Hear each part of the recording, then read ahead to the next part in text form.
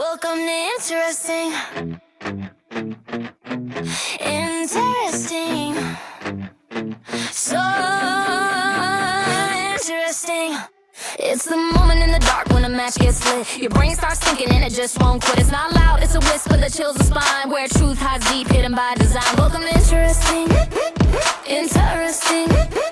Interesting, interesting, interesting, interesting. Not facts, not fiction, it's the realm in between, where answers are still questions and interesting. It's the glitch in the code, the flicker in the stream, the ghost in the machine, the wet to this dream. You feel it in your gut when the silence speaks, in the crack of the mask when the real one peaks. It's the question that lingers, the itch in the brain that says, nah, that ain't right, when they try to explain. Welcome to the interesting. Interesting. Interesting, interesting, interesting, interesting. Yeah, they could be saying it, now I'm famous. Sold a movie to Netflix trying to shame us. They took the money while I put you before everything. The worst thing you could say about me is interesting. I tasted both cold and cosmos, both north and south. Saw the sun circle while excuses ran out. Always honest and sometimes right, what a sight. I flew to the south and proved it wasn't a night. Flat earth shook, yeah, I watched them cry. Call me a shield cause I watched the sky. Vape gate, drone gate, no shoe print lies. Got the glow proof worth 3 bitcoins, right? I'm a truther who went on a trip right back to facts, but it wasn't what the truthers wanted, so they attacked. From space to scams, from cults to kings. When you put a ripple in the comments cause you're interesting. Welcome to interesting. Interesting. Interesting, interesting, interesting, interesting.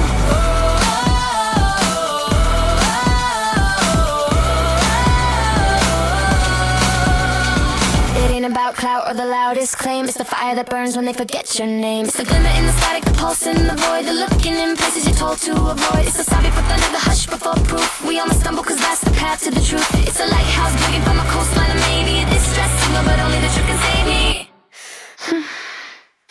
Welcome to interesting. Interesting. Interesting. Interesting. Interesting. Interesting. Interesting. Interesting. It's so interesting. It's so interesting. Oh, so interesting. Oh, so interesting. It's so interesting. It's so interesting. It's so interesting. Oh, so interesting.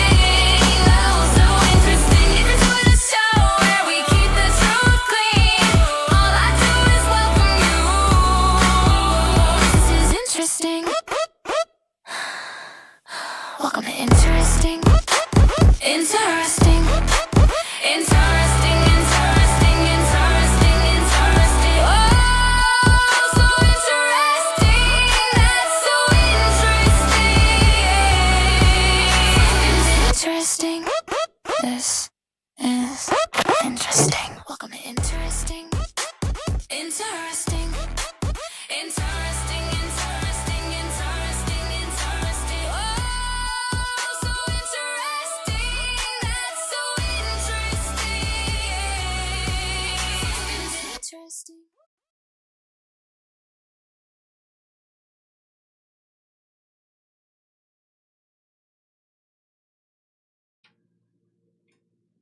Well, that countdown certainly ends a little bit early. Welcome, everybody, to Interesting. It's the Interesting Show.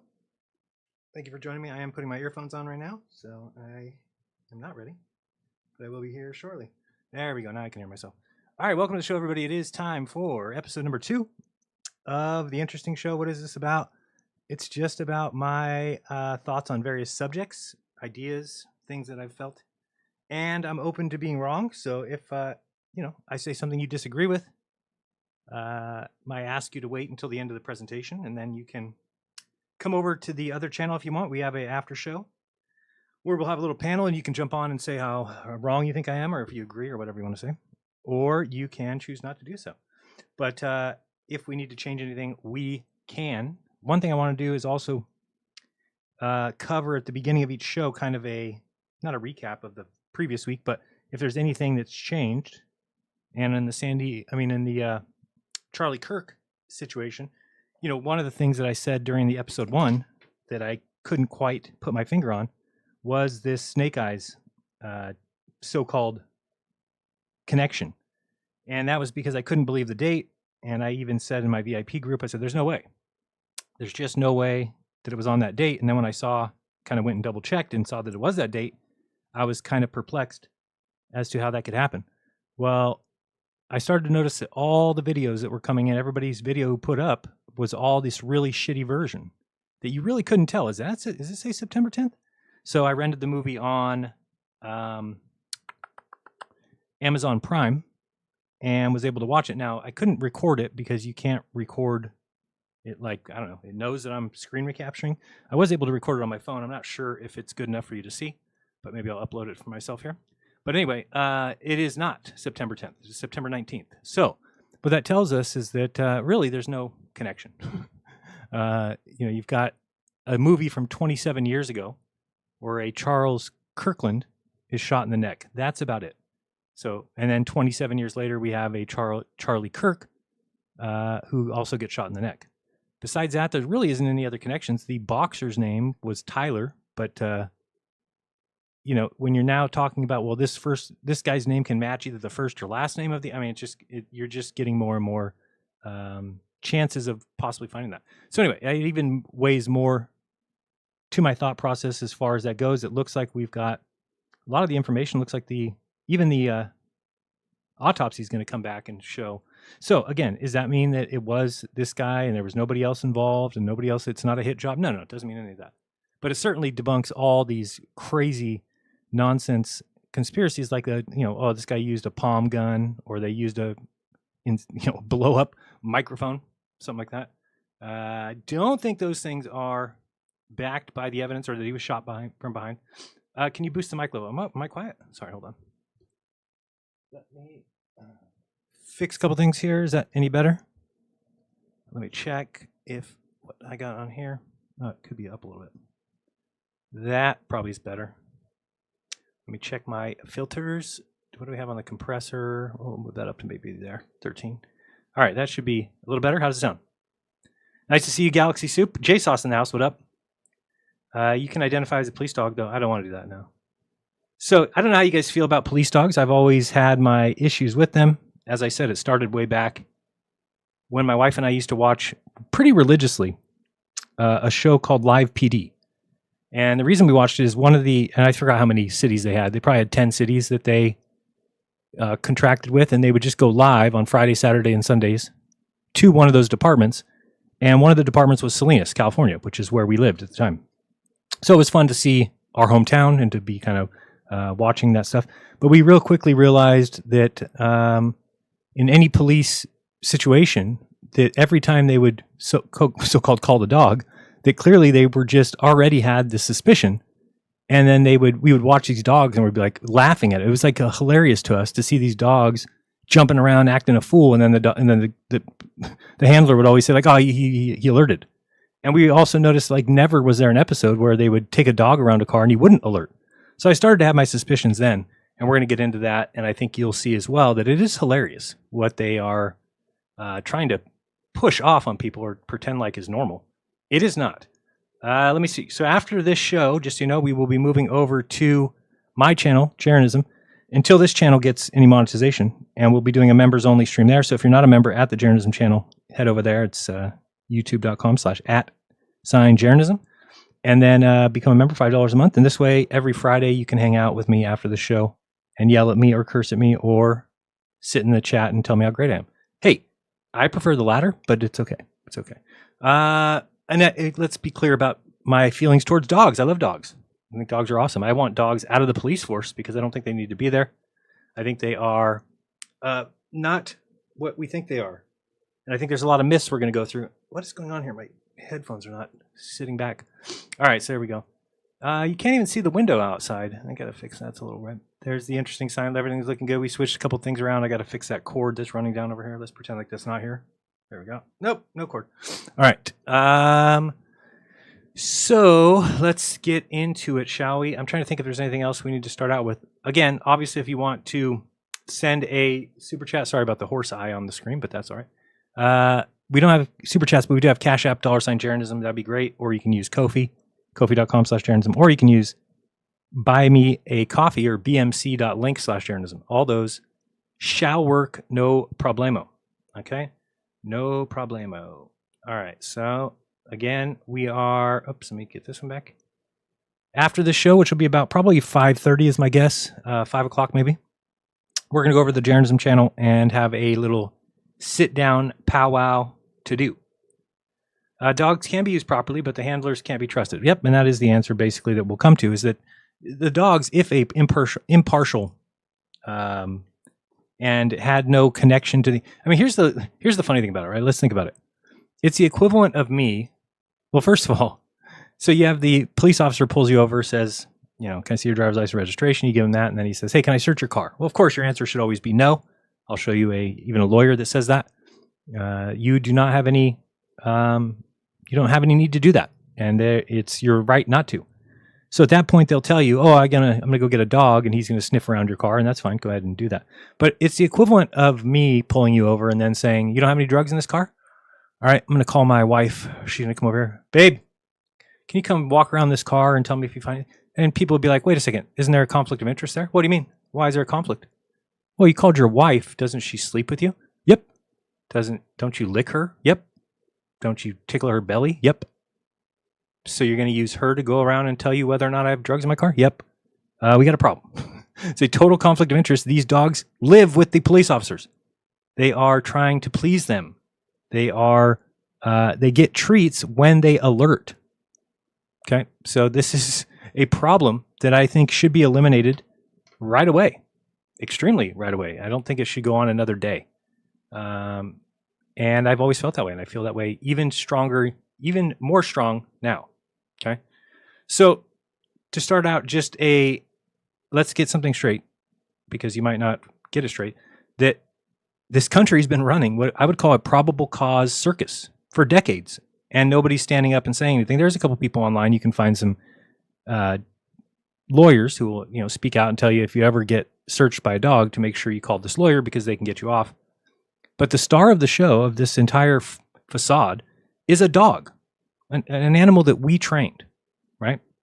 So they call it a canine alert. I call it what it is. It's called probable cause fraud.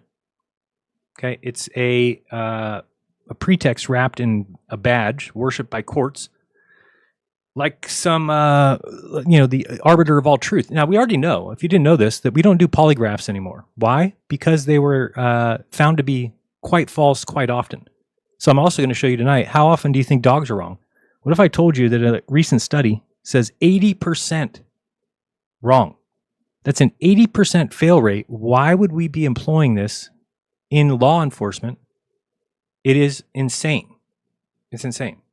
And the judges don't question it. Juries don't understand it. And the cops sure as hell don't mind milking it, because it allows them to take away your Fourth Amendment right.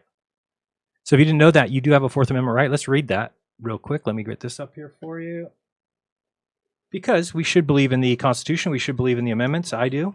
And I think we should try and follow it. Now, am I saying that, dogs are not helpful? No, dogs are extremely helpful. Cadaver finding dogs. Even ones that may go around, I don't know, a school or something.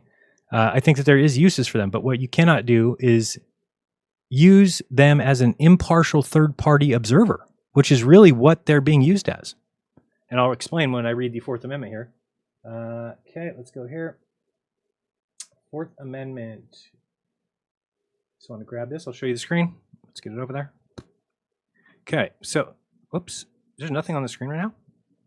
Oh, that's weird. There's nothing on Rockman. Strange. All right, let's go to here. So this is let's move this one. All right. Fourth Amendment of the Constitution. Let's see if it, do they read it out correctly here or straight up? Yes, here. So the right of the people to be secure in their persons, houses, papers, and effects against unreasonable searches and seizures shall not be violated, and no warrants shall issue, but upon probable cause. So here's your word here, upon probable cause, right? Supported by oath or affirmation. So again, can I call in my accuser, Mr. Dog, to have a conversation with him about why he felt like alerting on my car? No, I cannot. So he's not able to be supported by oath or affirmation, and particularly describing the place to be searched and the persons or things to be seized.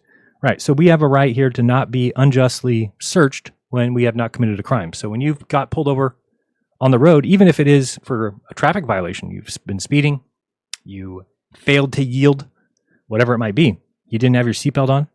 A cop has basically three chances to truly use against you, right? One of those is if he sees something with his own eyes. So if he's looking through your car window and he sees inside there a bunch of beer cans open and spilled on the floor, then he can at that point, because he has reasonable suspicion that you've committed a crime, which is drinking or driving with an open container, then he has reasonable suspicion he can search you. Okay, great. We understand that. The other is if he's given a tip from a credible source. So let's say you're, I don't know, leaving a drug house and somehow they get a tip to you that, hey, this guy just left a drug house with a bunch of cocaine. Okay, that's another reason that they can do it. But they would have to have proof of that and all those things. And then the third way is by calling an impartial judge in. And by impartial judge, I mean the dog that sleeps with the police officer. The dog that probably maybe licked his balls with some peanut butter on it. We don't know. But usually you don't have to question those things when you're talking about a third party because they shouldn't be affiliated with the either party. It'd be like me getting pulled over and the cop saying, well, we think there's drugs in here. And I said, I don't think so. He's like, okay, well, what do you want to do? And I'll say, well, you know what? Let me call my friend Jose and he'll come and he'll walk around this car and then he'll tell me and he'll tell you because he's impartial. It's like, what, your friend Jose is impartial? My friend Jose is impartial. I mean, it's the same absurdity. Of course, Jose isn't impartial. He's my friend. Just like the dog is not impartial, it's your friend. You give him belly rubs and treats. And so this is what happens. Is it and whether or not the dog owners or the trainers know that they're actually alerting. Have you heard this story? Let me bring up this horse here. Have you heard this story about Hans? Hans is his name. And he was back in the, I want to say it was like 1900s, early 1900s. Let's just watch this. This is only 3 minutes long. Let's go check it out. At the beginning of the 20th century, a horse in Germany rose to fame as he knew how to count, add, multiply, and divide. This created a stir throughout Europe, and people could not believe how impressive it was. At Animal Wised, we show you the secret of Clever Hans, the mathematical horse.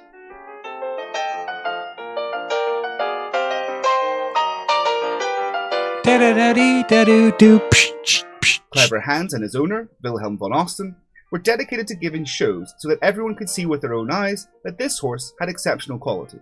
Von Osten would propose an arithmetic question such as what is 7 times 2? To the amazement of the public, Hans would kick his hoof 14 times. To ensure they weren't cheating, members of the public would ask mathematical questions and the horse could answer those too. Clever Hans became very famous, so much so that he was featured on the cover of magazines and newspapers. He became famous outside his native Germany throughout Europe. It was at this time the German government became involved when they appointed a commission to verify the horse's ability. The commission's group numbered 13 people, including a circus manager, a zoo director, a veterinarian, a cavalry officer, and a psychologist, the latter named Karl Stumpf, who assumed directorship of the group. The report developed by the Hans Commission concluded that the shows were real and there was no deception of any kind. However, a Stumpf aide, another psychologist known as Funkst, realised that Clever Hans was only correct in the answers that his owner also knew. After numerous experiments, he found the horse only responded correctly 90% of the time and only when the owner knew the answers. When von Osten did not know the answer, the horse was only correct 6% of the time. Upon discovering this, they decided to remove the owner from the experiment and achieve the same result. When the questioner knew the answer, the horse knew it also. When he didn't, neither did Hans. The reality is that Clever Hans did not know how to count and was an expert at reading the body language of others. This was both surprising and proved his intelligence, even if it didn't include arithmetic. As long as the audience, the questioner, or whoever was present didn't react, Hans would keep kicking the ground. However, when the correct number approached, the audience's excitement increased and Hans would stop when the tension reached fever pitch. In experimental psychology, this is known as the Pygmalion effect, also as the Clever Hans effect, named after this clever horse. The Clever Hans effect refers to the influence that a researcher's expectations will have on the result of their experiments. So it's very interesting, right? That a researcher has a certain expectation, and then as the subject, you know that inherently. And we're talking about animals that have that other sense, right? So I know that dogs can detect disease. I've seen dogs detect epilepsy, where they can tell because of changes in the either whatever it might be the smell, might be something else, vibrations. Whatever reason, they can be trained to alert when somebody's about to have a seizure. So they definitely have these other abilities. But one of the myths that we'll go through is the myth of the smell of the dog. Okay. So remember, we've all just been told this. How do you know whether a dog has great smell or not? In fact, I can remember several instances where we had a dog, and I would have something that I would want to give it to, and I would like put it on the ground, and then the dog would be like sniffing, and it couldn't find the thing, or didn't realize I had it, or so their smell. Okay, their sense of smell is great. I get it, but some of the numbers that have been said are ridiculous. I heard yesterday 1,000,000 times more sensitive than a human. That's ridiculous. So I just want people to stop repeating things that seem ridiculous and they have no scientific backing. I saw another thing that said 10,000 to 1. They're 10,000 times more sensitive than we are. But that's just insane. Think about if a pizza is away from you 1 foot. Can you smell that pizza? Sure, of course. Can a dog smell a pizza from 2 miles away? That's retarded. That's retarded. And that's what 10,000 times would be. If I can smell a pizza from 1 foot, 10,000 times, that means the dog can smell a pizza from 10,000 feet, which it cannot in any way. And so I even saw another thing, 7 or 8 Olympic swimming pools, it can find 1 drop of something in the swimming pool. I mean, it's just insane that people would even buy into that. So if you've got other evidence of that, this is what I'm talking about. You can bring it to me after the after show and say, here, Jaron, here's proof that dogs have 10,000 times the smell of a human. Now, I don't think that's true. Are they more equipped to smell than humans? Sure. And does that mean that they're more often right? No. Right? They would still have as many mistakes. They would still have as many biases. In fact, there's nothing more biased than a police dog. It is trained and gets treats when it alerts, not when it doesn't alert. Okay? So this is why they are trained and they are coached and they are signaled, or what do they call it?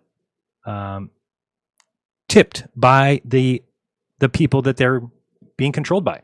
So again, this is a problem because it absolutely takes away your Fourth Amendment right in the United States, and it should never be down to what a dog says. Think about that. We're giving the dog the ultimate, ruling over everybody. Doesn't seem to make much sense to me. So, and it doesn't make any sense. That's the truth. So back to this over here, we've got. So you might think that a dog finds drugs, right? But it finds rewards. That's what it does. Finds a reward. So it wants treats. It wants praise. You know this. If you've ever had a dog, you know that that dog will do anything for you. Dogs are truly man's best friend. They have no desire but to please you, to keep you happy, to make them happy. They want attention. And if a cop tenses up or a cop gets kind of in a certain mode, well, then the dog's going to light up. And so when the handler, the dog's police officer, leader, or whatever, when they expect a hit, when they want to hit, well, then the dog delivers. And so that's the only time they're ever going to call the dog over anyway, right? So if a police officer pulls you over and has no suspicion of you at all, why would they call a dog? They wouldn't. So the only reason they ever will call a dog is if right away they've already got suspicions on you, and that's too bad for them. That's too bad that they've got suspicions. You can have suspicions all you want. Doesn't mean that you get to interject in my day because you have suspicions. You don't have any reason to think I've committed a crime. And if you think that the dog coming over and then alerting, when that's all that they do, by the way, if you didn't know this, did you know that the police officers do not record, this is a great thing, police officers do not record false positives because according to police, there is no such thing. You heard me right. So even though I just said that 80% of the time the dog is wrong, to a police officer or to people who believe in this nonsense, they think that a dog can smell drugs that have been there 7 years ago. Somebody could have gotten your car 6 years ago, had a little bit of meth in their pocket, and that's what the dog's picking up on. So even if the dog signals and then they tear apart your car and they find nothing, it doesn't mean that the dog was wrong. It means that we just don't know how far in the past somebody, which is a joke. If dogs have that good a smell, imagine being at the airport. Everybody would get alerted. Every single person. We just have constant alerts because people were near somebody or by somebody who had drugs on them, or they walked through a cloud of smoke, and we would just have constant apprehensions or searches and seizures because of dogs. So I think that the real truth is the dog is just meant to be a deterrent. Not telling you to go to the airport with drugs, but I have done so myself. I mean, you guys know that I made it down to Antarctica with a joint. Well, I'm sure I passed several dogs. With those dogs did not alert on me. I wonder why. And it's because the dog is not capable of really doing that Not like you think it is. It's not like it's just going to stand there and every time somebody passes with a joint and it's in your sock, the dog's going to go, oh, this guy, where's that guy right here? Sure, whatever you say. But they treat it, the courts treat it like it's gospel, right? They treat it like it's the arbiter of all truth. So it doesn't matter whether there's an ounce in the car, there's a crumb in the car, a little nug, or it's just your old gym socks, whatever it might be. The tail wags, the car gets torn apart, and then your Fourth Amendment rights are gone. And this is a place we're already at if people don't know their rights, and I'll show you a lawyer in a little bit that tells you exactly what to do, and that this is the next thing to go. We don't use polygraphs because of how often they are wrong. We should not use dogs because of, number one, how often they're wrong, but number two, how often they're treated bad. Those dogs are stuck in a kennel in the back of the police officer's car for the entire shift. I mean, that's not what you should be doing with your dog. Especially these dogs that we want to glorify and call these great police officers, and they're like sitting in a hot car all day, and then they have to get out and perform and then go back in the fucking kennel. Again, the dog's just happy to be out of the kennel, let alone be alerting, be getting treats, be getting toys. So why would the court treat it like gospel? Well, it's because it allows police to operate with an extra added little bravado that they can definitely search and seize without having proper reason, without having reasonable cause. And we're giving this dog the right to tell us what reasonable cause is. It's insane. When have we done that? When have we going to give an animal a right to make that kind of decision? They shouldn't be able to. They shouldn't be able to. So tonight we're going to rip off that leash and tell about the lie. We're talking about the totally mythical infallibility of the dog's nose, which just isn't true. The biggest legal illusion that there is in modern policing. I don't think there's anything bigger or even close than the police dog nonsense. The Supreme Court finally had to step in and say, hey, maybe don't detain people just to wait for your magic mutt. So we also point that out that just in this year, 2025, I think Florida and another state have now said that you can't hold somebody on the side of the road while you wait for a police dog, because it's something they'll do, pull you over, say, hey, can I search your car? No, you can't, or I'm going to get a dog. And then they call it in, and it takes 15 minutes for the dog to get there. That does go against our constitutional rights. You cannot hold me when you have no suspicion of crime, okay? So it's not an anti-cop episode. Don't be expecting that. It's a pro-Constitution episode, okay? Because the right to be free from unreasonable searches doesn't disappear just because your stupid Labrador sat down. Doesn't get to disappear just because you called your wife in to be the arbiter of truth and walk around my car, and when she sits by my passenger side, right. And here's another thing. They won't even ever train dogs to have the same alert, number one. Can you imagine? There's no standardized alert. Well, how the fuck can you ever challenge that in court? It's just going to be the cop and his little baby dog, and the dog does alert me by tipping its shoulder this way. Shut up. We need to be, if you can't get the dogs to do a standard alert, like if they smell drugs, they sit and bark. If you can't teach them to do that, then I don't think they can be used, period. And even when you can use them for that, did you know that dogs can't differentiate between the smell of drugs? So if you were able to do that, then you would be able to actually have false positives, in which case you could judge a dog based on its score, which I have no problem with. Let's say we did that. We teach dogs to differentiate between these 5 drugs. A dog sits down, barks twice for marijuana. The cop opens the door. Sure enough, there's marijuana in there. Guess what? That's a hit. That dog gets a point. But when the dog says there's marijuana in the car and we open it and there's meth, that is not the dog getting it right. The dog got it wrong. And so that's how you could really judge, but we don't get to judge like that. How do we judge? If the dog alerts and you find drugs, the dog gets the credit. But all the time, it's not the drug, the dog, we don't even know. The dog's on this side of the car, they find it on that side of the car. The dog's over here in the gas tank, you find it in the passenger glove box. Then they give the credit to the dog, as if the dog did anything. They didn't. They just are used as a probable cause, basically cheat code. Probable cause cheat code. So, let's get into it. Let's expose how a, treat became probable cause and science got replaced by superstition. I mean, this is not scientific. Scientific is, we haven't done any blind testing of this. We're basically giving the cops the right to say, oh, I trained the dog. I trained him. What about dogs used in war? Yeah, it's a tough one. I mean, again, that's on, I guess, a personal choice about how you feel about a dog's life over a human's. I mean, I was reading some articles today about some dogs that have died just recently, and a lot of them die in action. Like they'll go to grab a guy who's in. I saw actually. Did I save that video? I actually got a video for you here. Let me see what we're looking at. I got a video of a guy that just had. He was like robbing a store, I believe, robbing a store. Did I save it? I don't know if I saved it here. I might not have. But there's a guy who was robbing a store, and they sent this dog in, and he's like getting punched in the face. The dog ended up being okay, but it made me think, you know, in today's world, I feel like there's better options. Drones are probably going to be that option pretty soon, right?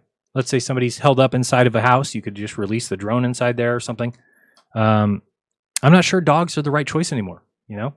I also don't really believe in horse racing, and I don't, you know, things like that I think we've outgrown. I don't think you need a midget riding on the back of a horse, whipping it with a stick, and then you have everybody betting on it. And I think we're past that, but maybe not. Maybe it's just me. But I don't believe in using animals like that. Now, again, could a dog be used as a effective tool with the police? Yes, as long as they are not called upon to be impartial judges. So, for instance, if there's a guy inside and he has robbed a liquor store and he's, you know, barricaded himself inside the store, then I do think that a dog who is not being an impartial judge there, the dog is being told by the police officer who's already made the decision, yes, this guy did commit a crime, so now we're sending the dog in there to get him. Is that better than sending a police officer in there? That's up to somebody's own morals. You know, I have a hard time saying, yeah, I'd rather the dog go in there, but I probably would, especially if it was my dad who was the police officer or my uncle. I would say send that dog in. Why would you go in first? So do I think there's other methods? I do, and I'm not sure we should be using dogs for that. But what we can't do is you cannot use a dog to be the impartial third party who makes the ultimate decision of whether or not probable cause is at play. Drones might be the way. They might be the way. I haven't seen that deployed, but might be the way. Let me see something real quick. It was going to be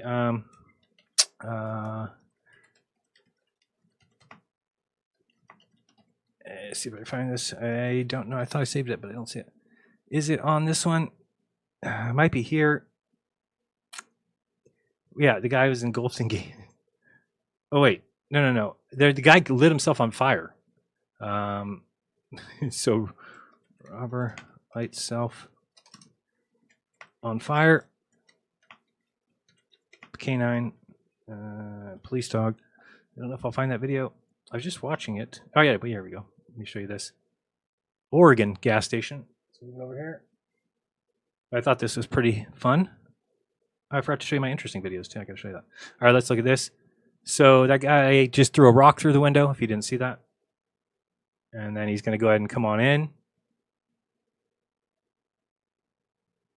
He looks like a winner. His day is going well, I'm sure. Now he tried to throw a Molotov cocktail at the cops, but he actually, oh, you can't really see that well. Let me move this over a little bit. He actually accidentally dropped it, and then he lit himself on fire. So let's back this up so you can see a little better. So they just released the dog in there. There goes the dog. You'll see the dog comes in, and I feel bad for this dog. You know, the dog's trying to bite me, like biting him. Then the guy's like punching the dog in the face, trying to wrestle with. Look, he's like trying to choke him out. Now he's punching the dog, and the dog's like, "All right, I'm out of here." So I don't feel good about that at all. I think there's probably better ways. Now he realizes he's on fire. Yep, hey, he's gonna give. Hey, I'm on fire. Oh, it's hot. My feet are hot. All right, I give up. Don't send the dog back in here. I give up. And the dog's like, okay, I'll leave. Police robots will be used in the future, but the question is, so is this robot my accuser? Right. Again, I don't think anybody's going to ever try and use that. Like, oh, this robot told us that we should have probable cause. It's just we allowed the dog to say that. It's insane. There definitely needs to be more and better training. Yes, but it doesn't come down to training because it really is a problem with the handler being the one who decides whether or not the dog alerts.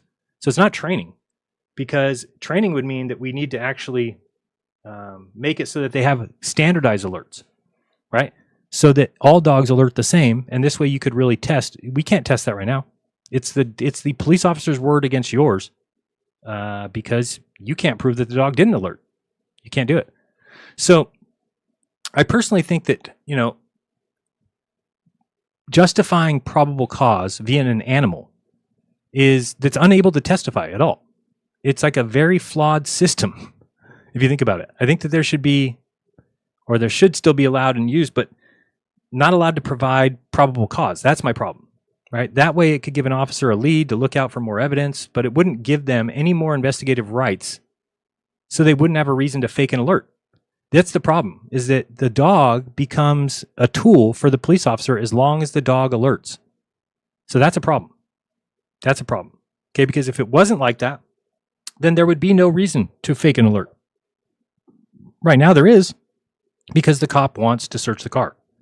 Now there's also all these extradition guys. I'll show you a case here where there's a cop that was sitting on this Texas road, and he actually had license plate numbers that he was pulling over on purpose because they were suspected of drug smuggling, just because they made one-way trips across this road in Texas. And then this guy pulls him over. It's a whole terrible story. He did get fired, thank goodness. He should get fired. But I just think using dogs to violate the constitutional right to be allowed to confront your accuser, we can't do that with a dog, right? The accuser isn't the cop on the stand, and their judgment or experience or whatever skills they have, which might be very little. It's the dog that's really doing it. So it seems that they want to sometimes treat a dog like equipment, like a radar gun, but then other times they're like a person giving information. So how the hell is that possible? What is the dog really?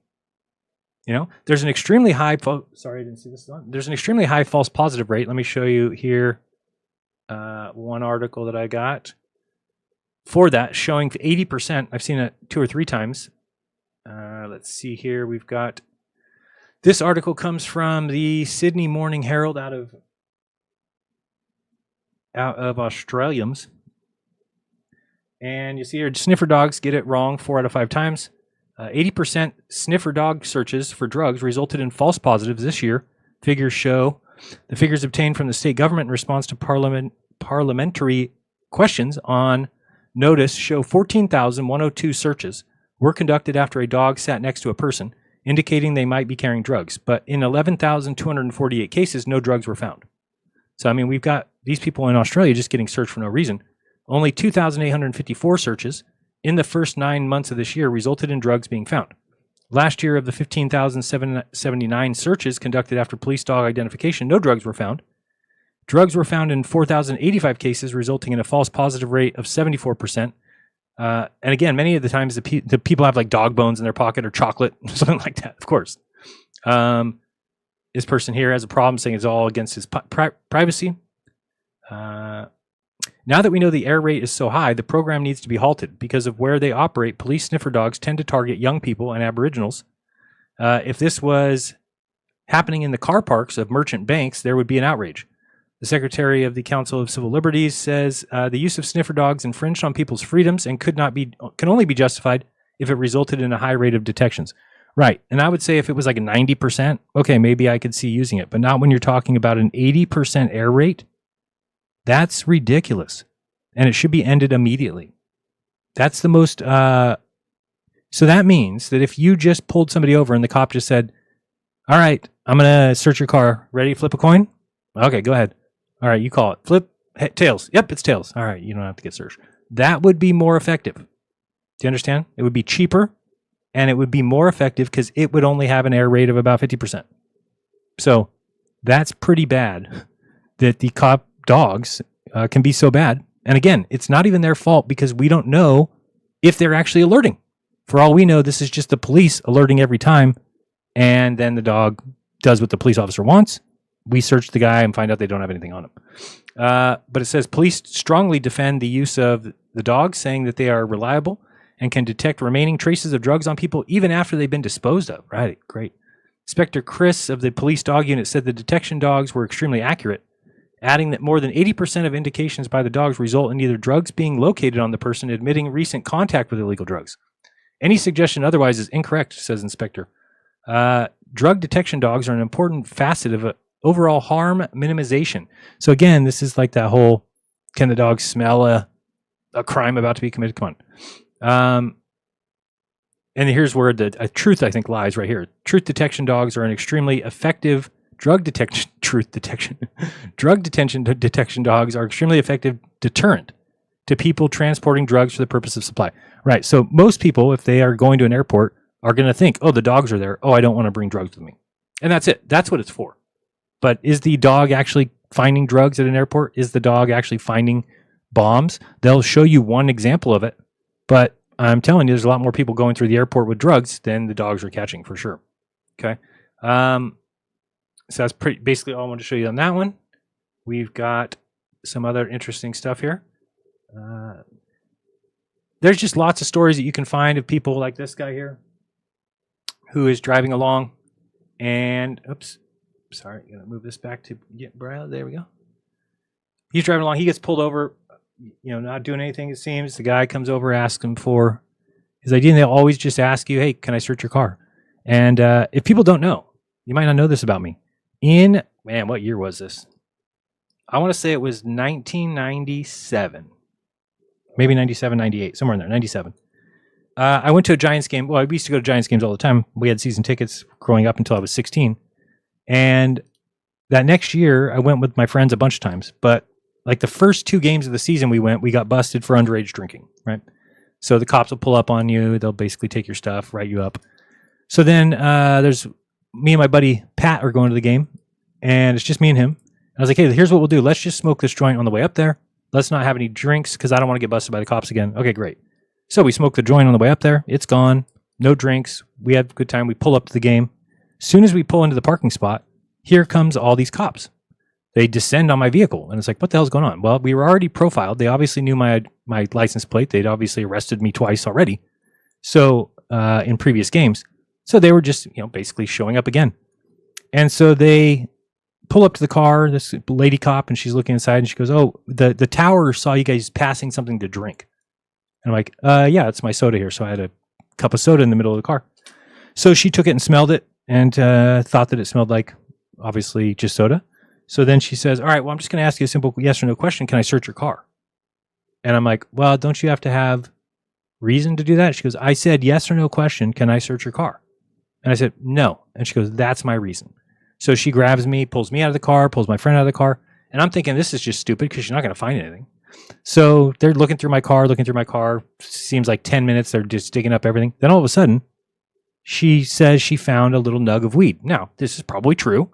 How these things can get tossed around or somebody's rolling a joint in the backseat. Who knows? But it's the tiniest little nug I've ever seen in my life. They're like, oh, we have this nug here. So I'm like, oh boy. So then they say, okay, we need to now search your person. So now they're, handcuffing me. They're putting, they're grabbing my pockets. They're checking my stuff. They're wondering what that big lump is in the front. It's like, oh, sorry about that. Anyway, they finally pull out my wallet. And as this lady pulls out my wallet, it hits me. I'm like, oh my God. That like 2 weeks earlier, I was at a party and this guy, I even remember his name, Roger Lopez, is passing by me. He's like, hey, you want any ecstasy? You want any, what's the other thing? Acid? I'm like, nah, I don't think so. He's like, oh, I'm selling it cheap. Look, I have these papers of 20 doses for $20. I'm like, what? I'm like, aren't they like $5 a piece a dose? He's like, yeah, usually, but I'll sell you these 20 for $20. I'm like, okay, deal. So I gave him $20. He gave me the acid. I put it into my picture, the little picture inserts you have in your wallet, put it there and never remembered. That was it. Completely forgot that it was there until that cop is starting to pull out my wallet. I'm like, oh God, please. Oh God, please. So she's flipping through. I see her flip past that page, then goes back to it. It's like wrapped in foil. It's like a flat piece of foil that wrapped these doses. So anyway, they flip back to the page. They open it. Like, okay, what is this? We don't want to subject ourselves to it. If it's something, I'm like, that's some acid my friend gave me. All right, well, now the handcuffs go on. Now I'm putting the paddy wagon. I have to give my friend my keys. Please get my car home safe. I'm going to jail. So I went to jail, San Francisco County Jail, where many stories are there. Where it's pretty funny. It took me a while to get to use the phone because every time I would get in line, some black guys would just cut in front of me, and they would be in front of me. So you basically move backwards in the line to use the phone. As each time some black guy gets in front of you to take the position, you just move back. So finally your turn is 2 a.m. and you get to call your parents and say, hey, I got busted. So anyway, they come to pick me up, which like the next day, I'm driving home. My dad's giving me the 10th degree. We have to contact a lawyer. Found out my court date. Guess what they charged me with? You're going to love this one. Conspiracy to overthrow the government and attempted manslaughter were my charges. Unbelievable. The lawyer told me, you need to be prepared. You are going away for a while. So, I mean, I remember going to court that day. I wore jeans and a shirt. I thought I was going away for a little while. Then we get there, and they're kind of going through the whole thing. We're in front of the judge. I explained the situation, and then he asks one of the cops. Now, the girl cop that was there wasn't there. She wasn't at the court. But one of the cops that was there came up to the stand, and they asked him, is what he said correct? Can you recollect the reason that the car was searched? He's like, well, we asked him, yes or no question, can we search your car? And he said, don't you have to have a reason? And she demanded that he get an answer. He said no, and she said, that's the reason, then we searched the car. Right then, the judge slams the thing and says, this case is dismissed due to improper search. Now, that whole way home, my dad threw punches in the back seat, like, you lucky son of a... He's like trying to hit me in the back seat. But that was very lucky. But at the same time, it was completely an improper search. And I guess, too, there's a possibility that maybe that they tested the acid and it wasn't real, in which case they would also dismiss the case. So, anyway, that's just a story from my past, a long time ago. But nothing ever came of it. It got erased, obviously, and everything was fine. But it just brings to attention about this improper search and how big it is and how big it can be for you as a citizen if the cops do something that they're not allowed to do, which is if you're asked the question I was asked, yes or no question, may I search your car? You are allowed to say no. They don't have reasonable suspicion. They don't have probable cause, right? Even if they're profiling me, if, hey, this guy was here 3 times this year and twice you've already gotten him for drinking, you still need me to commit a crime. You don't get to just play thought police or, future Minority Report or something. What happened? Do I pause this? Sorry.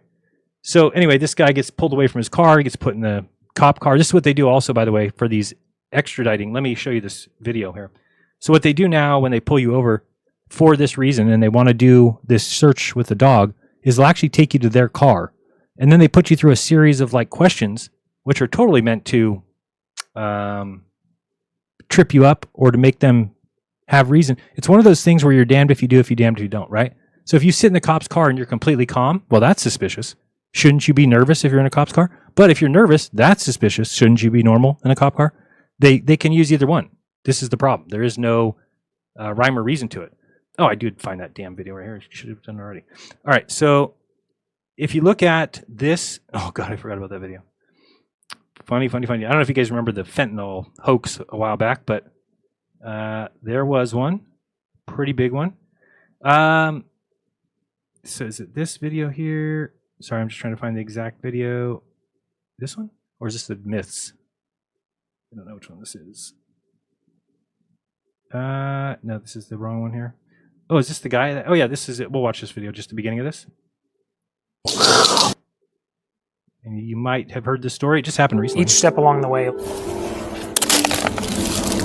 not just the officer, but his manager that called me,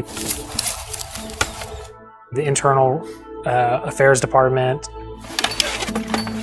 Something's going on. I'm telling you, They all trashed everything and said everything was justified.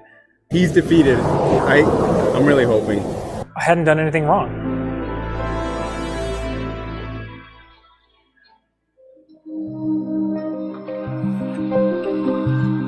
Too many of these stories. This police officer in San Antonio, Texas, stopped Alex Schott while he was driving home from... By the way, this officer has been fired. Thank goodness. I'm not sure if it's on this charge or something else, but this officer does not deserve to be with a badge. a work trip and ended up ransacking his car to look for drugs. My name is Alex Schott. I live in Houston, Texas, with my wife and 2 young sons.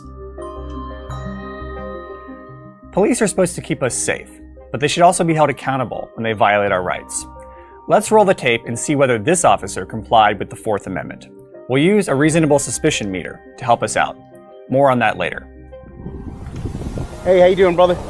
Hey, my name is Joel. I'm with the Bexar County Sheriff's Office. The only reason I'm stopping you is when I was watching over there, you were drifting over that fog line pretty hard. I just want to make sure everything's okay. So you notice this is something they do. They'll just make up something. This guy had his dash cam on, and you can actually see that he was driving straight, never veered at all. This cop's making that up. Police can't just stop and detain you to fish around for evidence that you might be doing something wrong. the Fourth Amendment requires that they have reasonable suspicion, objective evidence that you've committed a crime. Otherwise, they have to let you go. The only reason I'm stopping you is when I was watching over there, you were drifting over that fog line. Here, the officer said the only reason he stopped Alec was because he was drifting over the fog line. But this is a video from Alec's personal dash cam before he was stopped. Fucking liar, asshole cop. I don't see any drifting there, do you? Because we're still in fishing expedition territory, the stop and everything after it violates the Fourth Amendment. Hey, I'm gonna have you step out and sit in my passenger seat while I do your warning, okay? Thanks a lot, man. When I was pulled over and asked to get out of the car, I was immediately confused because it was not a standard practice from what I've normally experienced with the license and registration process. I was really astounded and very uneasy. At this point, the officer orders Alec into his patrol car so that he can issue a warning. But if lane drifting was the only reason for the stop, the officer was required to deal with that violation promptly and then let Alec go. The officer's body cam shows that he ran Alec's license plate before pulling him over, and the incident report shows that the officer ran a background check on Alec less than a minute after they entered the patrol car. Alec has never been in trouble with the law, so the checks would have come back clean. At this point, the officer was constitutionally required to issue a warning and let Alec go, but he didn't. The officer interrogated him for over 10 minutes about the purpose of his trip and whether there were illegal drugs or large amounts of cash in his car. Alec calmly and truthfully explains that he's driving home from a work trip and there's nothing illegal in his car. In other words, he acts exactly the way you'd expect any normal, law-abiding citizen to act. Where was your customer at? Damn, how far is that from here? What hotel did you stay at? When was the last time you came down this way? You like Houston? So your name is Scott, S-C-H-O-T-T? Oh, Shot, I think it was the same. And what, and your address? And date of birth? Has this been your truck from the beginning? What year is it? It's horrible. What's your phone number, sir? You live in a house? Jesus. And then what was it you were working on with your customer here? So you brought out the equipment to him? So you just kind of go there and tell him about it? Did you go over there with anybody else? Have you ever been in trouble with anything? Is your wife? Is that your mom? Do you have anything in your vehicle that you're not supposed to have? Do you have any marijuana in the vehicle? Any cocaine? Any heroin? Any THC oil? Jesus. That? Vapes? Anything of that nature? So if you know, this is not something that is okay. You have no right as a police officer to question this man like that because he was driving on a freeway. It's not okay. And so the more that we let that happen, the more that there's no outrage over something like that. Because I get it. If somebody's getting pulled over and they're like, well, I don't have my ID because I'm a sovereign citizen, whatever. Okay, I get that there's issues with that. I get that as a society, we much rather have people who have registered cars, right? If somebody comes and steals your child from your front yard, we want to really make sure that everybody who's got a license plate on their car, we know who drives that car. That's how we can capture criminals. But what's not okay is to take people who have committed no crime and then subject them to all these questions that are not needed or not necessary. It's a sad state of affairs. And the only thing that gives these guys this right is because they are this extradition team with this dog that's going to come out here in a second. Any types of methamphetamine, being crystal or liquid, any pills that aren't prescribed to you, any hallucinogens, being THC oil, THC wax, anything like that. Do you have any large sums of money over $10,000? Do you have any types of anything illegal? Has anybody asked you to carry anything in your vehicle? And are you the only person that's driven this vehicle for the last 48 hours? Okay. We're now over 10 minutes into the stop, and our meter is still frozen in fishing expedition territory. We're about to learn what's really going on. What I am is I'm on what's called a criminal interdiction unit. So I don't have to deal with all that crap. I don't give tickets, I give warnings. And the main reason is I sit on the side of the highway and I'm out here looking for, because it's bad out here. So I'm out here looking for. By the way, be careful. These guys all sit the same way on the freeway. They sit perpendicular to the freeway because they're looking for license plates. So if you sit parallel to the freeway, it makes it a little bit more difficult for a cop to see exactly what's happening. So what they do is they park perpendicular, and this way they can watch license plates, and they already have lists of license plates that they're waiting for. Big human smuggling, drug smuggling, and all those things like that. So that's what I'm doing. Here the officer... Do you know the reason for that also is because of personal property seizure rules, that if a cop were to find a bunch of money, do you know it goes to that police department? The police department makes money from that. So these guys are on an expedition to find whatever they can because it helps their department. They can find money. They can find cars. Did you know if you steal a car, let's say there's a car that's involved in a drug trafficking, the police department takes that car and adds it to their list of cars that they own that sit in their lot behind the police station. They get to just steal your car. Admits that the stop was never really about traffic. It was about finding big... That's a problem. When police decide in advance that you must be some kind of criminal, whether a drug dealer or anything else, the result is a conspiratorial mindset under which police can spin anything you do as suspicious. Acting nervous? Suspicious. Acting too calm? Also suspicious. Direct eye contact? No eye contact? Talking too much? Not talking enough? All suspicious. Oh, if you saw that, you can go back and rewind it. There's some case law there. There really are no limits to what police will argue in an effort to get around the Constitution. Would you allow me to search your vehicle? Okay. When he asked to search my car, I told him no. I knew I'd done nothing wrong, and I shouldn't have to explain why I shouldn't be treated like a criminal. So what I'll do is we have a canine pretty close, so I'm gonna have a canine come out. So this is now illegal in some states, and it should be, because this guy should not be having to wait here. I don't know if it's possible to. I've heard before somebody say, but maybe you could have told him at the beginning. By the way, I charge $500 an hour, so it's starting now. You're waiting. I mean, it's on your time. They should have to pay you Walk for around it. your vehicle. That way it'll go quicker. But just I have some reasons to believe that there might be something in your vehicle. What is your reason to believe? I've been wrong before, but there's just some things I'm seeing that makes me want to go a little further with the investigation, okay? So that's what we're going to do. I'll wait for a canine. The canine will walk around the outside of your vehicle. If it alerts to anything, then we'll do a search of the vehicle. Alec refuses consent to search his car. Not because he's hiding anything, but because these sorts of searches can be extremely intrusive and even damage your property. We're now far beyond the bounds of a legal traffic stop, but the officer claims to have seen some things that make him want to keep going. So he doubles down. He calls a drug dog to the scene to see if that will give him an excuse to search Alec's car.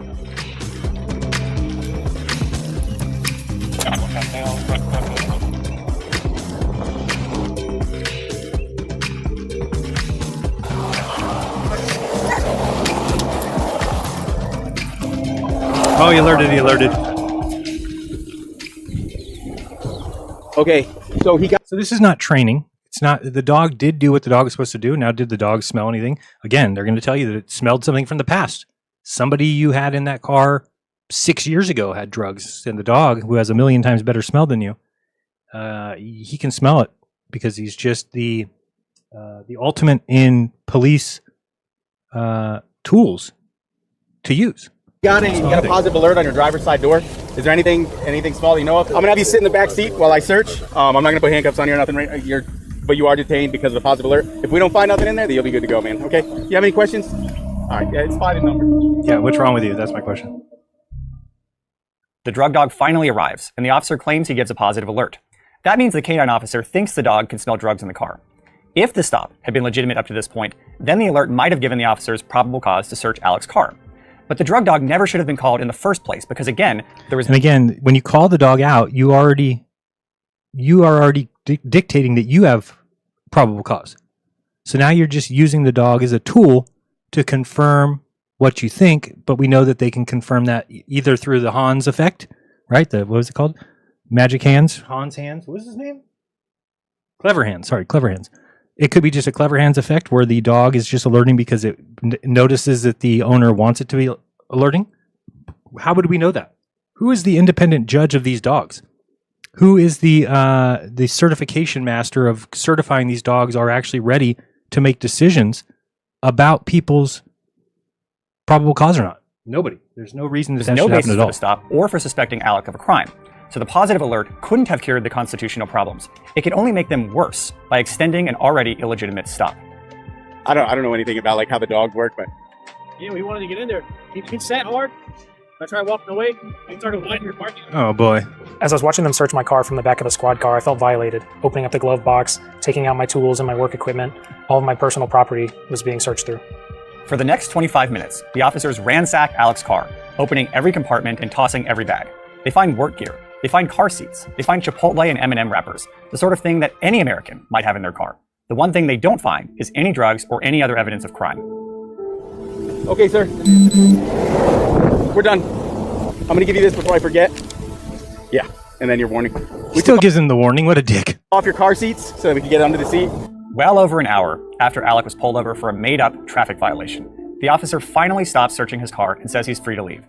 What's notable here is the officer's admission that he searches cars like this all the time, but rarely finds anything.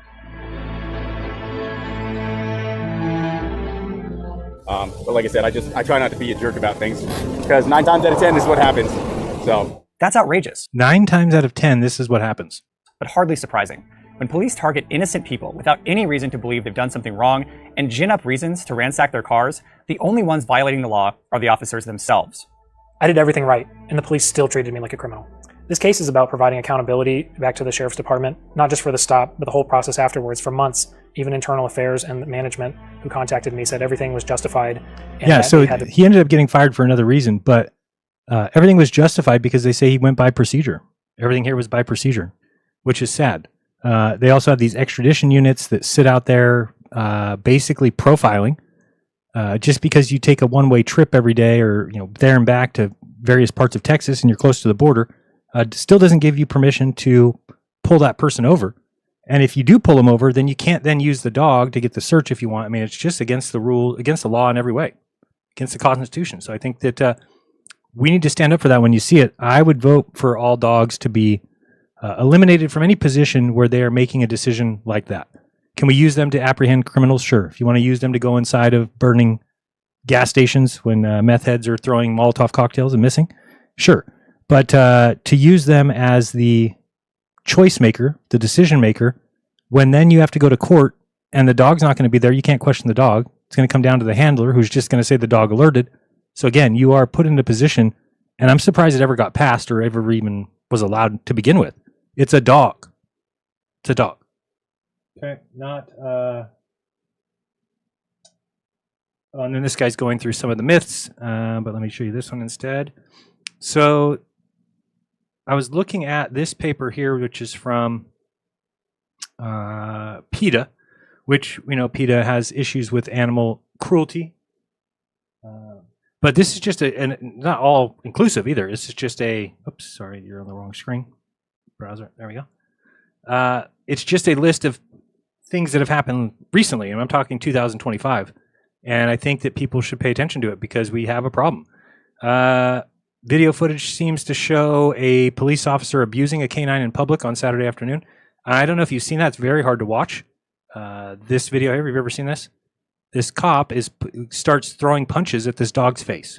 Okay, we have a problem. Okay, we're not using our furry friends, man best friend, and punching them in the face in front of the public. We got a problem. Richmond Hill, Virginia Police Department received a complaint that a former Long County Sheriff's Department, Matthew Christopher Ainsworth, had abused his county-assigned canine by punching it in the face a bunch of times. This is good here. Methods considered standard for decades, such as throwing chains at dogs' hindquarters, hitting them with leather belts, submerging their heads underwater and helicoptering them, which is hanging them by the leash and spinning them around in the air until they stagger around and vomit, are now rightfully considered cruel and ineffective. We know that. So let's keep going. We've got, so this is September 2025, this month, or last month. There was this canine cop, Cooper, a Labrador retriever trained in detection, died after being left in a hot car outside of the drug unit's office. Okay, we have another dog here, stabbed by a suspect while biting him. That one you can understand, I guess. But again, is there better methods than to have these dogs subjected to being stabbed? This one died in another hot police vehicle, which again, you would expect, right? Those cops, you've seen a cop car just sit places forever, and these dogs sit in a kennel in the back. They're not taken care of. They're not treated correctly. This one died of a heat-related illness in a hot patrol car vehicle. This is all, by the way, 2025, August. Now we're in August still. Died of a heat stroke following apprehension of two subjects which had fled from a scene. The Karma tracked the fleeing suspects, did not make any physical contact, and then began to show signs of a medical emergency and died. We've got this one here, stabbed during a pursuit. This one here, killed during a pursuit. This one here, canine named Sonny. What happened here? Oh, sure, I remember hearing about this. They conducted a 6-week-long internal investigation and consulting with the Morgan County prosecutor. He was referred to the case of an officer who apparently killed a canine named Sonny, and that was because the dog was being aggressive. So this police officer just shot it. You know, what are you going to do? Rhode Island Police, canine Hugo, a 3.5-year-old narcotics detection dog, suffered severe heat stroke while working in the field. I think he cleared, but then became not a police dog anymore. This dog died inside of a hot patrol car. We're only in July, 100 degrees. This dog here. Oh, this is the one that we saw. The guy with the Molotov cocktail. So he wrestles him and punches the dog in the head. After a brief altercation, Vinny retreats through the door. Moments later, Vinny is sent back into the store where the suspect accidentally caught himself on fire. We saw that. According to news reports, this canine Angus was shot multiple times during a suspect pursuit. This dog was shot by a suspect in a pursuit. So that'd be something we can talk about in the after show. Your opinion of that. Should we be okay with that? Is a dog's life worth less than a human's life? My answer would be yes. So is it better than sending police officers in there to send dogs? That's you'll have to decide for that yourself. Let's see here. According to news reports, Baxter's handler was charged with cruelty to animals. He allegedly left the dog in the vehicle for about 4 hours. The car was reportedly left running, but the air conditioner shut off when the battery ran low. By the way, those cop cars supposedly have a emergency air conditioner when it gets too hot in the car, but every time you'll see it, it was apparently placed on. Oh wait, I think they said the emergency. Oh, usually they'll say that they weren't on, it wasn't turned on, or it was faulty. We'll see that a couple times here. Albuquerque Canine Rebel, an 8-year-old dog, was shot during a suspect pursuit and died. Here's another one, died by being struck by a police vehicle. So the dog went running after somebody, and the cop didn't know that they were all stopping, and then it ran over the dog. So again, we're still in 2025, so it's ridiculous. Let's see here, was shot and killed by a Westboro police officer. So that dog died by getting shot by a police officer too. Announced that Canine Rocco had been shot during an officer-involved shooting that killed a person suspected of threatening someone with a gun. The suspect had reportedly left the scene before officers arrived in response to call for help, evaded then an attempted traffic stop, then returned and parked behind a police vehicle. The suspect reportedly failed to obey police commands. I don't know why we're killing that dog for. 2-year-old Belgian, I don't know what that is, Malinois, has been fatally injured during an exchange of gunfire. So I mean, it's sad to see all these things, but again, are these dogs saving human lives? At which point they are kind of heroes, right? But they're not heroes when they're used to be the judge of whether or not there should be any kind of probable cause or suspicious cause for you. Shouldn't. Still in 2025. 33. This is a fake story. Get RB Truth on this one. A narcotics detention dog had died after she was injured during a suspect pursuit 2 days earlier. Deputies reported an attempted traffic stop on an alleged drug trafficker who fled and allegedly intentionally struck the canine SUV carrying Roxy, causing the vehicle to crash into a concrete wall. Okay.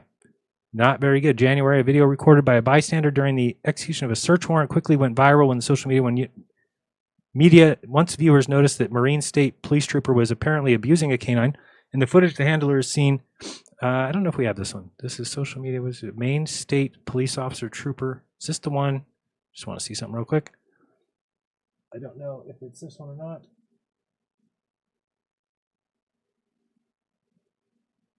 No.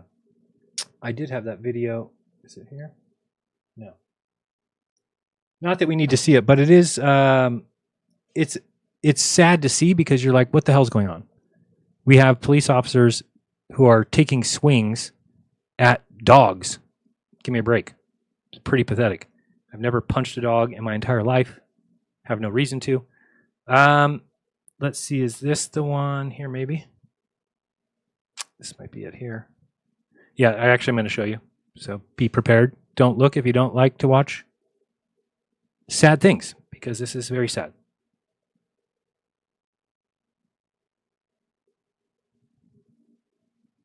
I mean, he's taking full blows at that dog's head.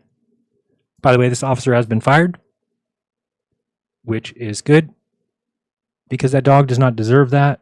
No dog does. Real tough guy. Real tough guy.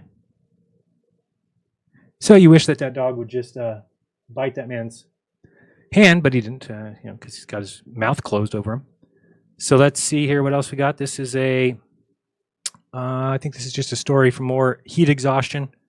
This is recently has lost one of its canine officers. Cooper, a Golden Lab drug specialist, died September 5th from heat exhaustion. Just terrible. Just terrible. I mean, if we can't keep the dogs out of the hot car, then we can't use dogs as police officers. I mean, this is happening way too much. Dogs are just left in police cars and died. I've heard of stories of people forgetting that their dog's in the back in the kennel and dying. So pretty embarrassing for something that's standard practice, which I don't think should be in any way. All right, there's no reason why we should be making that standard practice at all. Okay, so we've got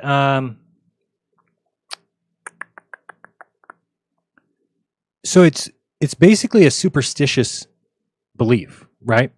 It's because it's this cop's holy relic, but it's wrapped in fur. Okay, so the other thing is, I don't know if you know this, but American courts actually treat dogs like they're prophets, like they're people. So they're never wrong. They're always trusted. So they're even better than people. They're like above people. The Florida Supreme Court once called it They said courts accept the mythic dog with an almost superstitious faith. The dog is the clear and consistent winner. We don't have anything else like that. That we're just able. It's like what they used to do with polygraphs, where it was like the ultimate, right? Oh, we're going to put you through a lie detector test. That'll prove it. It's the same idea, only we're talking about a dog that sleeps with the owner. Okay, that's not right. So the religion of a dog's nose is just incorrect. And how did it become the justice system's favorite determination of lie detectors is insane. Okay.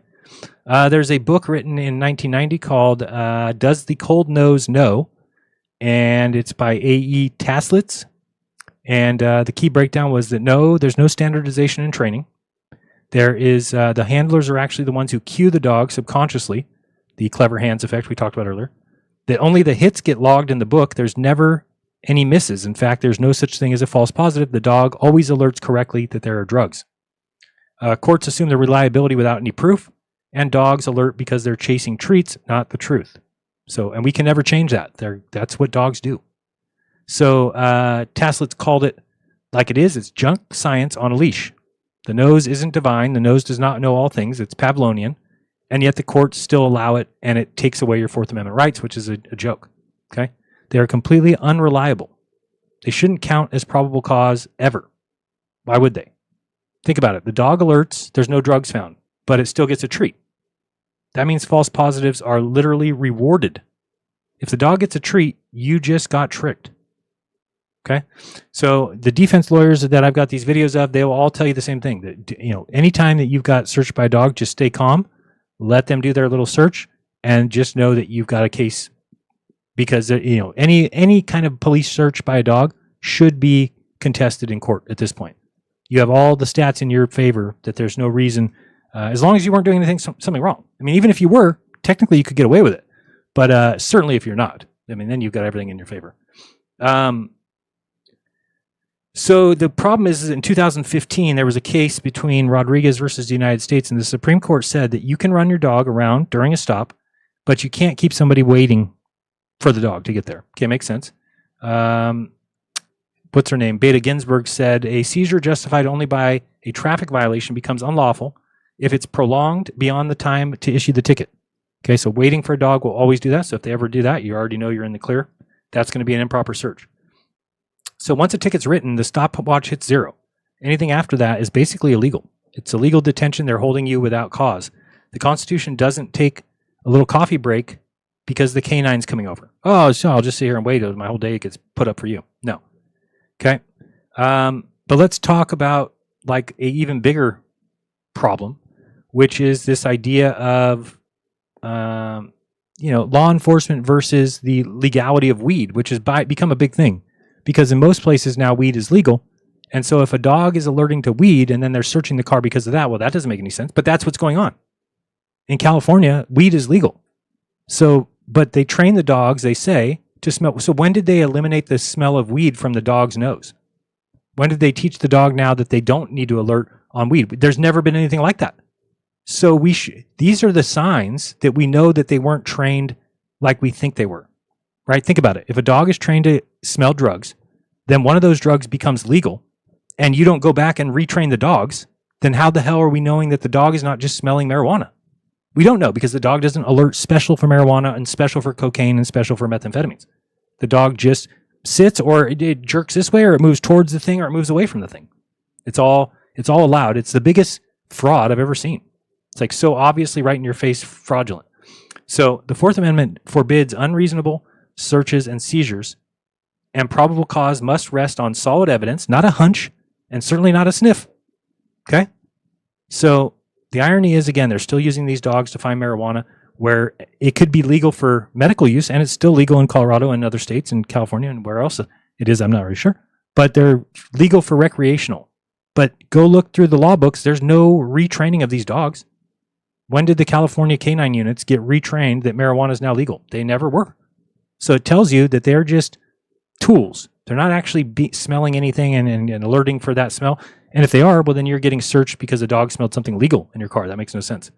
Okay, you can't claim probable cause for something that's legal. What the hell's going on? That's not law enforcement. That's law pretending. Okay, it's not about weed. It's not about anything other than your own dignity. The right to travel without harassment. The right to medical autonomy without a leash. Okay, so seems like to me this has gone on for way too long, where we're treating dogs as if they're some sort of lie detector or like gods. It just doesn't make any sense. The science is shaky. There's no statistics that tell you how accurate they are or what they're actually smelling, or do they have a standardized alert? They don't. Okay. So the dog's nose is not the end all be all of justice. It's a superstition of these cops, and they actually start to believe it, and then they're actually giving cues that are causing the dogs to alert. And then again, that dog, oh, by the way, the dog that alerted on that vehicle we just watched, they did an assessment on it, and of course, the dog was never wrong. So that's why it went to court, and they presented the facts that the dog has never been wrong. Well, you don't note the false positives. So they don't even write down if the dog comes around, says that there's an alert, they search the car, they find nothing, they let the person go. None of that gets written down. It's like it didn't happen. So it's such a farce, and it's right in front of our face, and yet we still allow it. So pretty sad. Here at Interesting, though, we're going to not chase myths. We're going to dissect them. We're going to call them out for what they are. So one of the myths is this idea of police dogs. I will just give you another myth that is out there. And this is not trying to be dangerous. This is actually backed by science. This is actually backed by doctors and medical professionals. This whole line of cops that think they're doing something good by telling the public that they can die by getting anywhere near fentanyl is a lie. There is no drug that you can get close to and you can just pass out and die. Oh, you overdosed from being too close to that drug. That's not how it works. It's a lie by police officers. How do I know that? Well, I was somebody who back in, I wonder if I saved this video. This is a long time ago. I did a video on Odyssey. Where's my list? Here. On Odyssey, did I save it on here? Come on, you gotta be somewhere. Odyssey.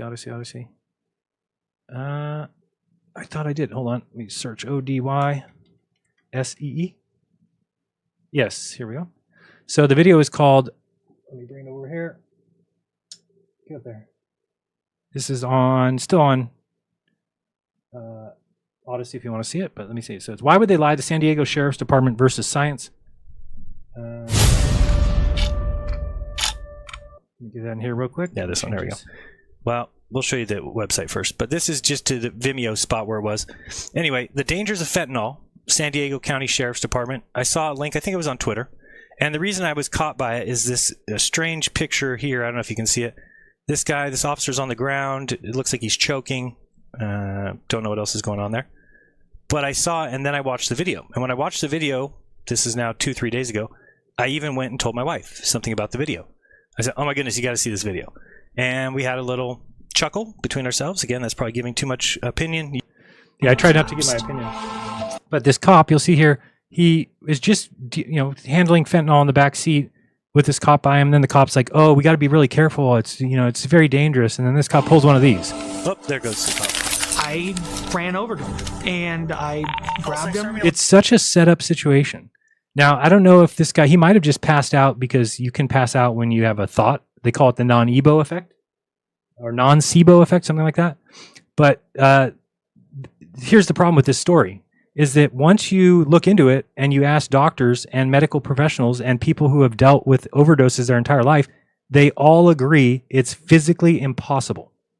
Okay, it's physically impossible for you to overdose. So I ended up calling the department. If you go to the end of this video, I called the San Diego Police Department. I wanted them to get on record saying that this was legit, because it wasn't. Okay, I mean, here you go. Can fentanyl poison officers or others through incidental skin contact? In several incidents, officers have reported fallen ill after a powdered form of fentanyl came in contact with their skin or clothing. Although ingesting a pinch of fentanyl powder can be fatal, several toxicologists said that contact with skin is extremely unlikely to cause an opioid toxicity, which can occur only if the substance enters the bloodstream. If you have fentanyl powder on your hand for 5 or 10 minutes, it's inconceivable that would be sufficient to cause you to have an overdose, said Dr. David Jerlink, a toxologist at the University of Toronto. So this just goes over and over again. Again, you guys can hate me if you want. I'm backed by science. I'm backed by medical professionals, not the police department. They're not. They made something up. And it could be that the guy passed out because he hyperventilated, the nocebo effect. But when I call the police department, they won't admit that. The story about a cop who overdosed by touching fentanyl is nonsense. Okay? This is years ago. The terrifying tale has been reported as fact, but toxicologists doubt that it's medically possible. It's not even medically possible. And yet, police officers feel okay going around lying to everybody, scaring the shit out of them. Now what's going to happen is somebody's going to die from a fentanyl overdose, and nobody's going to want to get close to them because they're going to be afraid that they're going to die because they got too close to the guy with fentanyl. Okay? It is very dangerous, don't get me wrong. You do not want to be anywhere near it. But when you tell people lies, you're not helping the situation. In the middle of May, a police officer in East Liverpool, Ohio, was responding to a traffic call when he realized that white powder had spilled inside the car he was investigating. He put on gloves to protect himself from what he would later learn was a formulation of fentanyl, a potent prescription opioid. As he handled the situation, later when he got back to the station, another officer pointed out some dust on the back of his shirt. Green brushed it off, no gloves, without thinking. Soon after, some accounts state that it was mere minutes. Others clock it at an hour. He was unconscious. I was in total shock, he told the paper later, of the fact, no way I'm overdosing, I thought. So then they put this guy on the screen. Explain that in just a second, but real quick, what we're going to do... Now, he does tell you not to do this, but he puts fentanyl on his hand. Just leaves it there. Full dose of fentanyl, just to prove that you cannot do that. It's not. There's nothing in the world that you can't... Oh, I got near it, and it's a powder, and I got near it, and so I overdosed. What? That's not even possible. Saying that the drugs they found on the suspect contained no fentanyl, it was just methamphetamines. So what we are seeing and what Sarah believes, and she'll explain, are psychosomatic symptoms, because you cannot experience toxicity or an overdose simply from coming into contact with fentanyl. I got to find the word that they use. He just called it psychosomatic. In one of these articles, they call it something. Non-SIBO. Yeah. People looking into it and claiming, well, I mean, it's fabricated. This is me talking to the police department. They keep sending me to department after department after department because they won't give me an answer. What is They're admitting that it's fabricated. Well, I mean, they posted something online a couple days ago as if David had overdosed on fentanyl.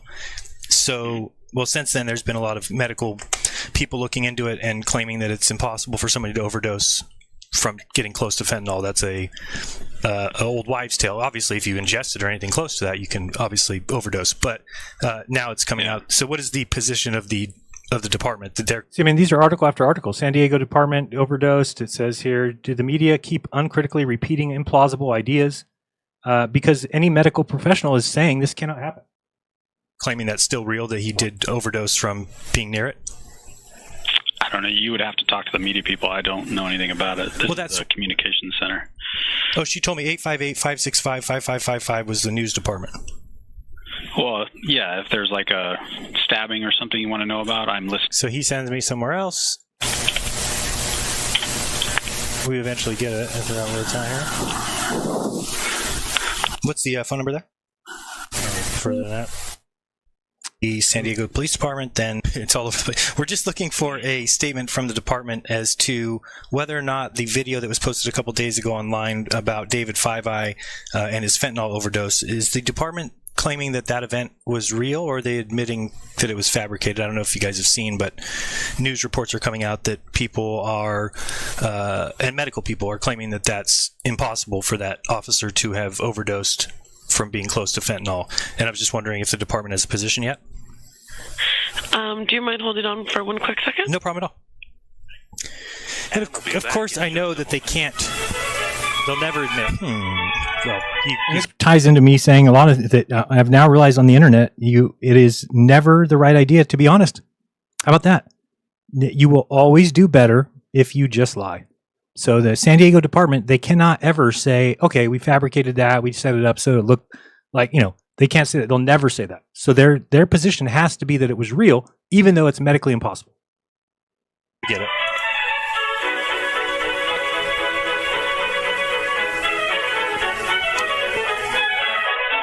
Sorry, just pointing out, here's a CNN article claiming it is real.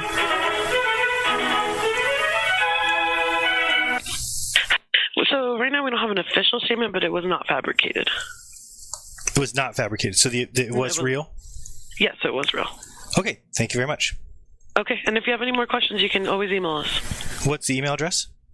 Media relations at sdsheriff.org. Media relations at, say it again? SD as in San Diego, sheriff.org. Sheriff.org. We did it again. Verizon has been... Okay, so are they going to make a statement or anything, considering medical people saying that it's a physical impossibility? That's probably a good request to send in. Okay, thanks a lot. Okay, thank you. Bye-bye. The reason the video seems a little bit weird, if you've never seen it, is right before the guy passes out, the other officer's like, you can just see it on the screen here. He's like, I was like, dude, you're too close. You can't get that close to it. A couple of seconds later, he took 2 steps back and collapsed. The body cam footage shows Deputy Five Eye falling backwards onto the ground. I remember him not feeling right, and I fell back.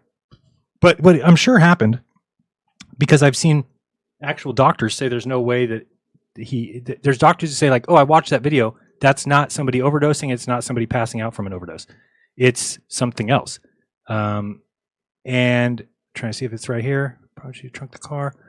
The articles were, and it's just a weird video to start with. That he's starting out, and there's like some guy that appears in the weeds, and he's like, "Don't come over here." And the guy's like, "Okay." He's like, "Stay over there on that side of the fence." Okay, go ahead. And it's like this some guy where he's not supposed to be, and the guy just let him. I don't know. It just seems like a very fabricated. Oh, was this it right here? I just saw that bizarre. So here's people writing articles about the same thing I was talking about. Why do the media keep uncritically repeating implausible police fentanyl overdose stories? This is my whole problem with NASA too. Was that NASA was able to create media, what are they called? Press releases. And the problem with that is that nobody's critically looking at anything anymore. So we know that there's news reports that come out from the government that are not said to be by the government. And if you haven't seen that video that I did, because it tells you, just go to Odyssey here, and we're going to go content. I think it should be here under Bush. Let's see, Bush. See here. By the way, this is my #1 video of all time, if you didn't know. This video here had 1.25 million views on YouTube back in the day when things like that could happen. Oh, wait, why does this not have a thumbnail? Oops. No. Oh, I had it. That was it. Odyssey's not very good, by the way. Houston, we have a problem. Master, I feel special and privileged Why does indeed. it do this? First of all, I'm not a professional skeptic. Not a skeptic. I'm a professional scientist. Scientist. What is going on? Not a. It's the wrong video. It actually says the name of the video. Oh, here we go. News releases, which are prepackaged news stories sent to television stations, fully aware that some or many of these stations will air them without any disclaimer that they are produced by the government. Comptroller General of the United States this week said that raises ethical questions. Does it raise ethical questions about the use of government money to produce stories about the government that wind up being aired with no disclosure that they were produced by the government? So people should consider this a big deal. What they're saying here is that the government produces news stories that get sent to the news stations that are not disclosed as being actual government videos. They're disclosed as being news stories. And they're not news. They're government stories. Well, there is a Justice Department opinion that says these pieces are within the law so long as they're based upon facts, not advocacy. And I expect our agencies to adhere to that ruling, to that Justice Department opinion. This has been a long-standing practice of the federal government. yeah, it's a long-standing practice of the federal government to create news stories, put them out on news stations with their Project Mockingbird employees, CIA employees that work at the news stations and the news magazines and the newspapers, and they're disclosed as news stories, but they're not news. Government to use these types of videos. Agricultural Department, as I understand, has been using these videos for a long period of time. The Defense Department, other departments have been doing so.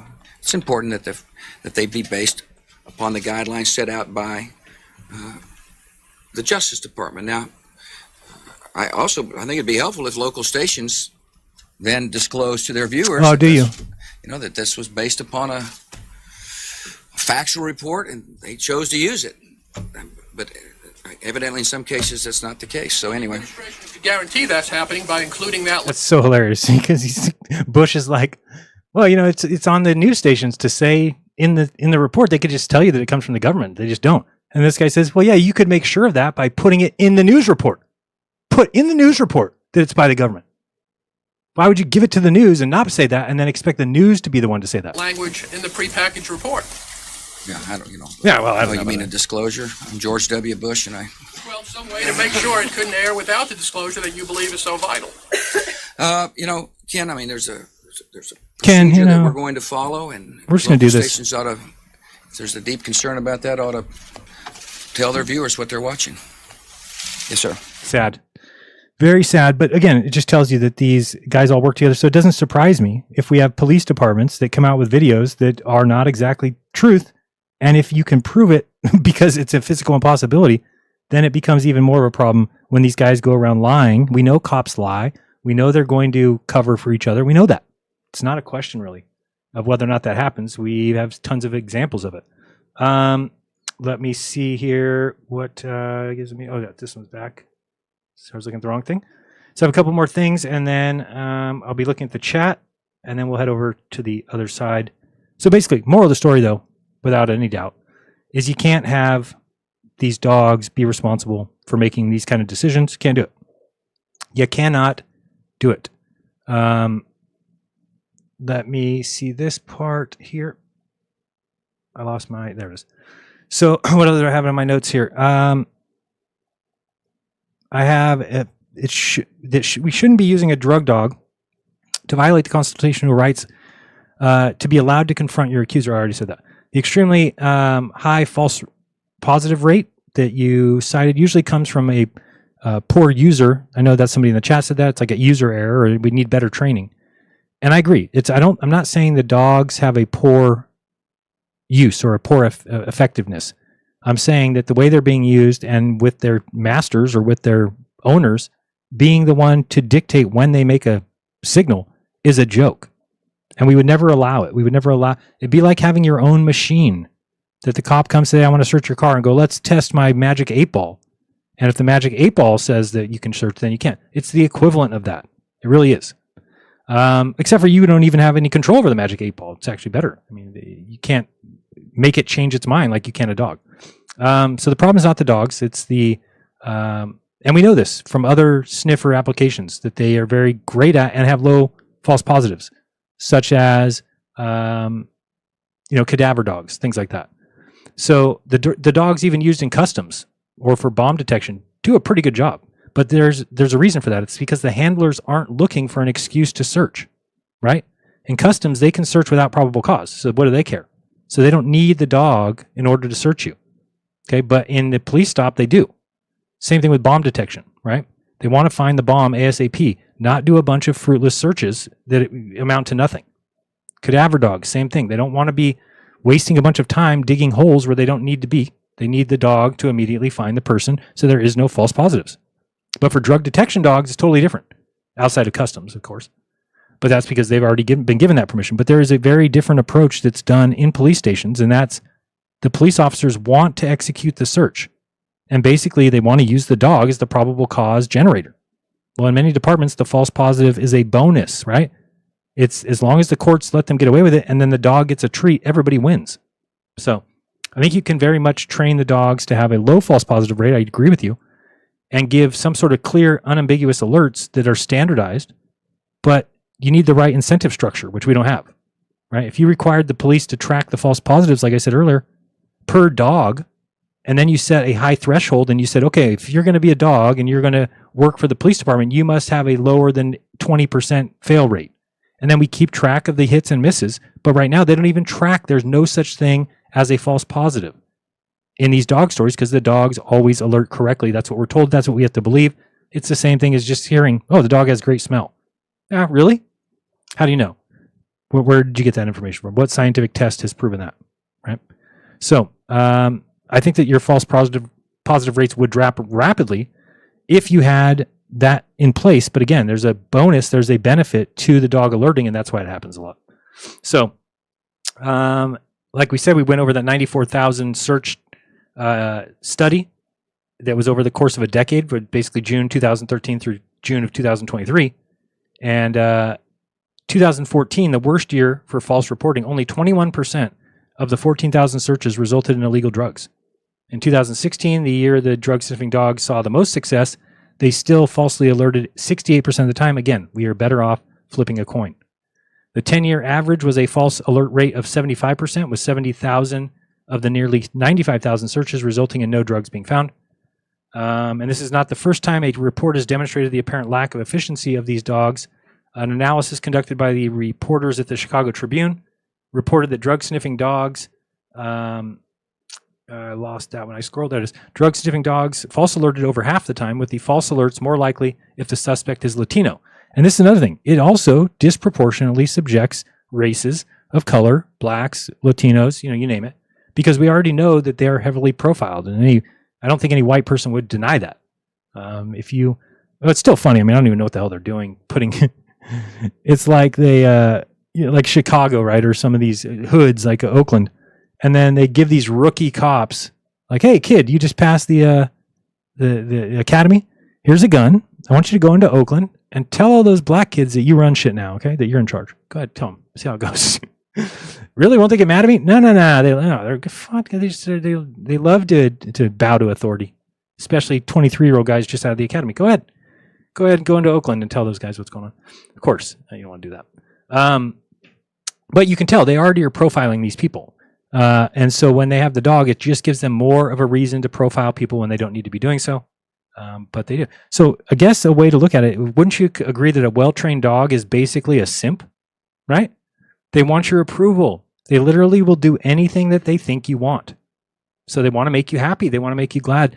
And they never want you to be unhappy with them. So they alert all the time. Okay?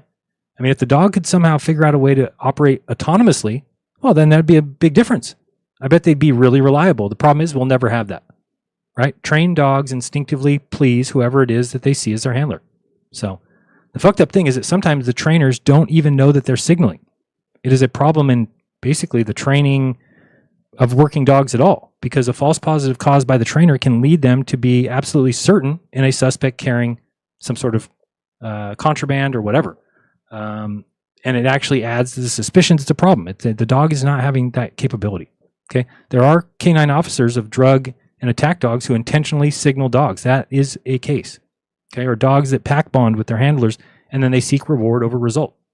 But between all those things, between all those different options, it's still a little crazy to me that we allow dogs with the equivalent mental capacity of a 3-year-old to work in law enforcement and get paraded around as their law enforcement heroes. And that, they're just. Did you know that if you injure a police dog, I believe it is actually as if you injured a human. So I believe you're tried like that. That dog is a police officer.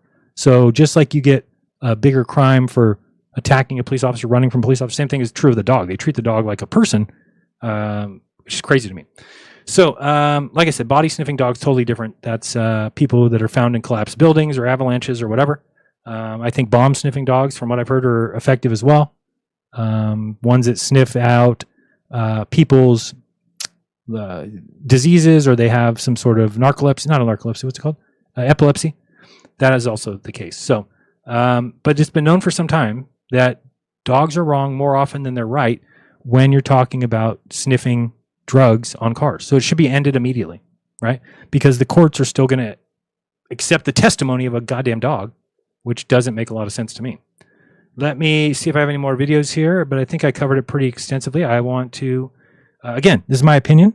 You can have your own opinion. I think that if you go back and look, you'll notice, okay, number one, these dogs are not nearly as effective as we're told. We don't even know how strong their nose is. We're just told that they have this strong nose, even though they always get it wrong. They're never on the right side of the car.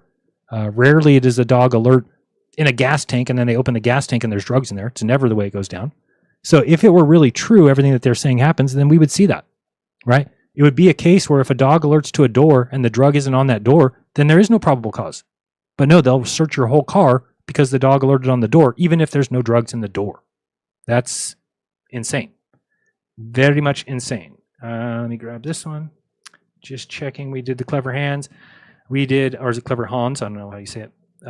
We got it 4 times out of 5. They get it wrong. We saw that video. PETA, of course, has a list of all the 2025 deaths by dogs and cars, which is way too much. We saw the burglar get lit on fire. We we saw that one. We just didn't watch the full thing, but that's fine. We did the San Diego experts expose the fake fentanyl overdose video. Oh wait, is this one that says? The San Diego County Sheriff's Department recently released a video claiming that one of their deputies had suffered from a fentanyl overdose simply by being in close contact with the drug. Now, he didn't consume the drug. He didn't, you know, Didn't do anything. I don't know how you consume fentanyl. I got to be honest with you. Well, there's 3 ways. The best would be, I don't know. But the point is, during his if you've never seen the video, you can just search this San Diego sheriff overdose on fentanyl. This is basically it. But watch the beginning of this. This is the weirdest thing. So the guy's looking through this cop car, but look at this guy appears out of the bushes. Watch him yell at this guy. It makes no sense. Hey, hello? Don't go that way. You're not going to come through the fence, are you? Okay, see ya. How is that a police interaction with somebody? Hey, hello? Don't go that way. I'm just going over there. You're not going to come through the fence over by me, are you? No. All right, go ahead. Later. What is that? Hey, hello? Don't go that way. You're not going to come through the fence, are you? Okay, see ya. Okay, see ya. Anyway, just if you want to watch this video, you can listen right before he falls to this other cop tell him like, oh, you gotta be careful with that stuff. He's wearing gloves the whole time he's handling it, by the way. Right about here he talks about it. Maybe here? Maybe here? Yeah. That stuff's no joke, dude. It's super dangerous. Super dangerous, dude. I hate handling it. Gotta be really careful. Be careful. I hate dealing with it. But anyway, the medical professionals will say this is impossible. He never gets within 3 feet of it. Maybe 2 feet. And then he just stands there and just passes out. Probably from a mental case of the non-SIBO effect. Oh, can you not see that? I'm sorry. My bad. My bad. We'll rewind to just so you can see the beginning. My bad. Just notice that. Paul 6 Army 1141. Watch the beginning. Now you can see the beginning. Hey, hello? Don't go that way. I'm just going to my friend's house over here. You're not going to come through the fence, are you? Okay, see ya. 91 okay, go ahead. Check connected for North County. Did you want one of those South County units? Gotta be really careful. Here we go. So. I hate dealing with it.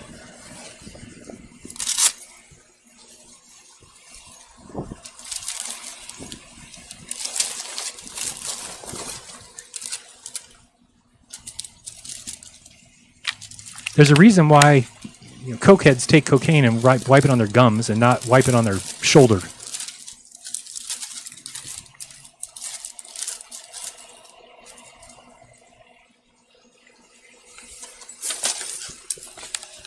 And I mean, I had a problem when this first happened because I was like, he tells the paramedics when they get there, oh, he fell and hit his head. No, he didn't. You can watch, he didn't hit his head at all. He did not hit his head. He fell on his arm, kind of slowly lowered down. 1141 for my partner. You alright, dude? And I mean, the delay and the cop actually doing anything. Why did he stand there for a minute while the guy fell? He's like standing there. Oh, my partner fell. Hi, partner. Paul 6 Army 1141 for my partner. You alright, dude? Again, I wouldn't have ever said anything. I would have thought it was funny, but when you see literally narcotics specialists, you see doctors, you see nurses all saying that's physically impossible, which has happened. So again, what happened, I'm sure, is he just passed out. But will the department ever say it? No, because they put out this big deal about it being Narcan saved him. Right? He had to have 3. Can you imagine that 3 doses of Narcan when you didn't even do anything? You didn't ingest it at all. You just magically. What's your name? You overdosed. David, nice to meet you. My name's Charlie. A minute or so. Magical overdose, I guess. So anyway. That's fine. Our car's here, so. Anyway, you can look that up and see that many people have pointed out that that is not possible in reality. And yet these departments are going to do it. So we did that part. What is this one? Cop overdose video. Oh, this is just another. They keep doing this too. Departments love to get on the news, I guess. As you can tell. So they keep having the same story. Bring up this one here. Oops. You know, UFO videos are not really a big deal anymore. What is a big deal are videos of cops ODing on opiates based on accidental exposure. You remember the video that my client filmed here in West Virginia of a cop overdosing, actually 2 cops overdosing, after a suspect allegedly threw fentanyl. All right, so there's this whole story where there was this whole case where these guys, oh, sorry, you're not watching that again? No, it's over there. So these guys, they was a male and female cop trying to get this guy down. So they get him down, and then all of a sudden people notice that both the cops are having issues. Well, they both end up overdosing on fentanyl. That's what's said. So the problem is they didn't come anywhere near the drug. I mean, they say that the guy opened a bag and kind of like tried to shove it on him or something. Anyway, they then tested the substance, and it's not even fentanyl. So did they go back and correct the report? No. In fact, you can read both officers' reports. Do you know the reason that the guy was seizing and having a problem? It's because the lady officer shot him with the stun gun. She shot the other cop with the stun gun. So he's like having a moment where he's like seizing out because he's been shot by the fucking stun gun. And they just continue with the story that they were both overdosing on fentanyl. Not true at all. It's not even possible.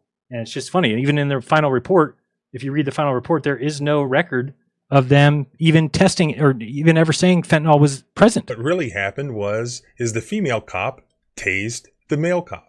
That's what he was experiencing. They didn't mention any of that in the report. But let's take a look at It's crazy. The officers' explanations of what happened, their reports. Yeah, the cops are just Here's the liars. Well, I mean, the cops actually say the truth here. They actually, but not publicly. This is just in their report. The report says, "Oh yeah, the lady shot me," and the other guy said, "Oh, I accidentally shot him with the little barbs that come out of my stun gun," and then that's why people driving by saw us like having a problem. They came over to help the guy, and everyone just assumed it was some sort of fentanyl overdose. It's not. It's not. I'm just not a big fan of any liars. Obviously, I hate liars a lot, and I like cops when they do their job and they don't tell lies. So when you're going to lie to people, I don't understand the point. I don't see how that's beneficial at all to scare people over something that doesn't need to be scared over. See, this is that. What a cute doggy. They are cute dogs. I give them that, right? Very cute dogs. So this is this. Remember, we saw this one already. This is going through the. This is the one where the guy's sitting in the passenger seat, right? And they get this dog out, but you can actually see the officer in this particular video snaps his fingers when he wants the dog to sit.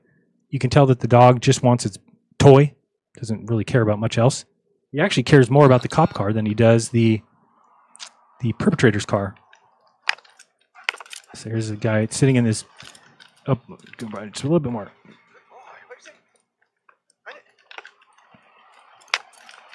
So you can just tell these are all. So he's in the police car watching, and the dog's not alerting anywhere. In fact, he's walking behind the dog in most cases, right here, right? And watch, he'll get out in front of the dog now, and he'll put his hand down, and then he'll start snapping right there, and the dog then sits. He's staring right at his owner, and the owner calls that alert. Good boy, good boy. That's not an alert. That dog will sit there when you look at it like that. You snapped your fingers and pointed right at the door, right where he sat. And again, no drugs were found in this car. So, it's just to show you that it's clearly being done, whether it's on purpose or not, it needs to end, period. Whether or not it's important or whether or not it's on purpose. I don't think we should allow them. All right. This is another video is pretty good. The guy talks about police dogs actually being as much as anybody trained to do Usually, when someone offers to bring a dog out, I get really happy. Unless, of course, a cop has pulled me over and he's asking if I consent to having a here's that canine lawyer unit I told you search about. my car. This video teaches you everything you need to know when canine units and drug dogs come sniffing for your car. I don't care how adorable this dog is, and that is a cute dog. What's going on in the video is disgusting. A cop is teaching the dog to false alert, and this was from a case in 2000. See how the dog jumped right there? It's because the officer has the toy that the dog likes. That's what the dog sat and then it gets its toy. So it's conditioned to alert. I think that's let me see. This is a expert drug dogs are frequently wrong. Let's just listen to the beginning of this. Mind that dog was cued to alert on that car? Yes, correct. Tonight, News Channel 5 Investigates has uncovered serious questions about the drug dogs that police use to justify searches along Tennessee's interstates. That investigation discovered those dogs may not be as reliable as people think. And as a result, innocent people could end up being treated like common criminals. News Channel 5's chief investigative reporter Phil Williams continues his exclusive investigation. Phil. Well, as you know, this part of our investigation began when a California police officer and his wife contacted us about their own experience right here in Middle Tennessee, an experience with officers looking for suspected drug money that they can seize to fund their agency. Yeah, they get to keep it. Hey guys, how you doing today? This dashcam video shows how the encounter began. It just happened so fast and I was upset and I was tired. Lisa and Ronnie Hankins were on their way back home to California after a cross-country trip for a family funeral when they got stopped in Dixon County by an interstate interdiction agent with the 23rd Judicial District Drug Task Force, supposedly for a traffic violation. Come on, have a seat in my truck for me. It's safer there. See how they do this? Sit in my truck? Took my wife out of the car. There's no reason to take her out of the car. We say there's not anything illegal in it. Do you mind if I search it today to make sure? I have talked to my husband. When Lisa refused to give him permission, I said, I haven't done anything for you to search my car. And that was not the answer he wanted to hear. Nope. I can tell he was getting upset with me. You run your dog. agents brought out Run your dog. Within seconds, the dog sat on the driver's side. That's how it's supposed to show it's picked up the smell of drugs. We ran a dog and the dog's alerted on the vehicle, so we're going to be searching it, okay? The couple no longer had a choice. He already made up his mind what he was going to do. As a federal police officer with the U.S. Marine Corps, Ronnie Hankins immediately had his suspicions. 100%. There's no doubt in my mind. They cued that dog. There's no doubt in your mind that that dog was cued. So there you go. Anyway, there's enough evidence that should tell you that we already know there's problems with officers to begin with. They are usually low IQ. And in fact, if you haven't looked into that, I believe it's still part of the regimen that you can't have over a certain IQ and be a police officer because you need to be more of an order follower than a thinker. But then putting them in charge of dogs that are ultimately in charge of determining whether or not you've created a probable cause, this just comes down to whether or not the masters of the dog want to search you or not, which is exactly the reason that we have the Fourth Amendment, so that you can't do that. And so that's basically it for me. Let me look at the chat, see what's going on over here. I think the dogs themselves are fine, the handlers that are corrupt. I agree. But again, you'll never have a dog. I mean, we should realize that. You're never going to have a dog that has an owner that's not biased, right? It's just not the way it works. The officer is only calling the dog because he wants to search the car. So the problem becomes us pretending that the dog has anything to do with probable cause. Again, if you want to use it in instances where the dog's going to find you where the drugs are in a car you're already searching, go ahead. You want to use the dog in a place that's a private property where there's no expectation for privacy, go ahead. The problem I have is you cannot use a dog as probable cause. That's not, it's not an agent of the state to do that. It's not an agent that has a mind that can decide whether or not you have probable cause, and at least in my opinion. Everyone should have an IQ test before they debate about our reality, probably. Absolutely agree. They do the same thing in Australia. Yeah, they do it everywhere because it's like they sold us on this idea of how great the dog's smell is, and then they say that they are never wrong. Imagine saying that. Imagine convincing people that a dog is never wrong and never has a false positive. If it smells drugs from 7 years ago, it's going to alert on that car. Well, therefore, that alone tells you cannot use it. If what it's saying is that if any drugs have ever been anywhere near this car, that the dog's going to pick up on it, okay, then we can't use the dog. Clearly, because the dog's going to alert constantly. In fact, have you guys heard, I don't even know if it's true. Oh, that was good. Just drop something on my phone. I mean, on my computer. Do you know what the, oh man, now I forgot what I was going to look up. Oh yeah, what is the, no. I was going to look up a percentage or something, but I don't remember what it was going to be. Anyway, stupid thing dropped and took me out of my, what was I talking about? I don't remember. Anyway, is that all that we have? There's another guy here saying this is a dog trainer, I think, or something. I know my subscriber karma. What's this guy? Yeah, but he tells you right here. Hello, freaks and geeks. Welcome to NeverGetBusted.com. I'm your host, Barry Cooper. A first of its kind. And today I'm going to talk to you about one of the largest scams in U.S. history. The use of narcotic detector dogs. Scam. Scam. So again, what do I have these videos for? Just so that we can put it out there. If somebody's got a different opinion, if they want to convince me that these dogs are worth having as agents of truth, then we can come over to the other side and do that. Or if you agree with me, well, then we can all chalk that up to knowing fully well that police dogs are unconstitutional and shouldn't be used in any cases. And if you remember, that lawyer says that if you are ever pulled over and they're going to use you can always say no, that you don't consent to a search. At that point, they may use that as their reason to go get a dog, but that's fine. Once they start doing that, the process is in your favor, especially if there's any waiting for that dog to get there, because that's against the law now, according to Supreme Court. So that is all that I think I have. Let me check one last time here. So you get anything else here? Yep, and Bigger and Dumber has always literally been the primary hiring criteria. Yep, as opposed to at least some higher education in the criminal justice or related. Yeah, I actually looked recently at the jobs. You know, here in California, they're like giving huge bonuses. I mean, like $40,000 signing bonuses for becoming a police officer, for becoming a corrections officer, and there's basically like no requirements. Like anything I go look at for a job, it's like you have to have a bachelor's degree, you got to have this college education, you got to have this certification. To be a police officer or corrections officer, there's nothing. They're like, you have to go to the academy, which is and you get paid to do it, and they basically put you through a couple tests, and that's basically it. You just have to be able to do a pull-up, I think, and that's about it. You know, as far as intelligence, they want it as low as possible so that you don't think. They don't want cops who think. They want cops who are trained and react. That's it. The only time I've seen dogs work unbiased is in Australian customs. Right. They stand back and let the dog sniff uninterrupted. Yeah, and I bet you that actually does work. Again, there's no benefit, there's no bonus for the dog alerting incorrectly. So there's just no reason to do it. In a traffic stop, these officers want to search the car or else they wouldn't have the dog there. So it's obvious. We should end it. I think I agree with you, but I don't think scam is the right word to use for it. So what would it be? It's a scam because it is the police officers purposely using a tool that should in no way be used to determine whether or not we can do probable cause searches. And they use it readily and every day, and they love it because it allows them to scam you. It's a scam. They're scamming by pulling you over on the freeway when they don't have a reason to. They're not allowed to do that. And so anytime we see something like that happen, we have to stop it, because what happens is it goes through and it's allowed. And it's because we've all been sold this idea that the dogs are infallible.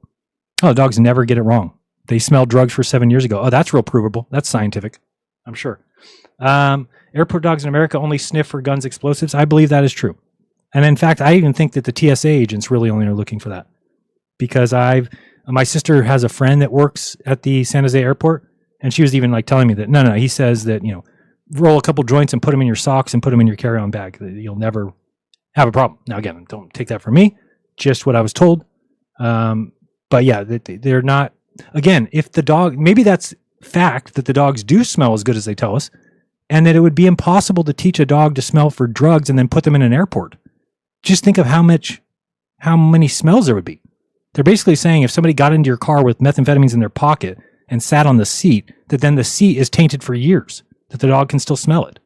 Well, then everybody at the airport would be getting attacked by these dogs. They would be getting, called out. So I don't think that's the case either.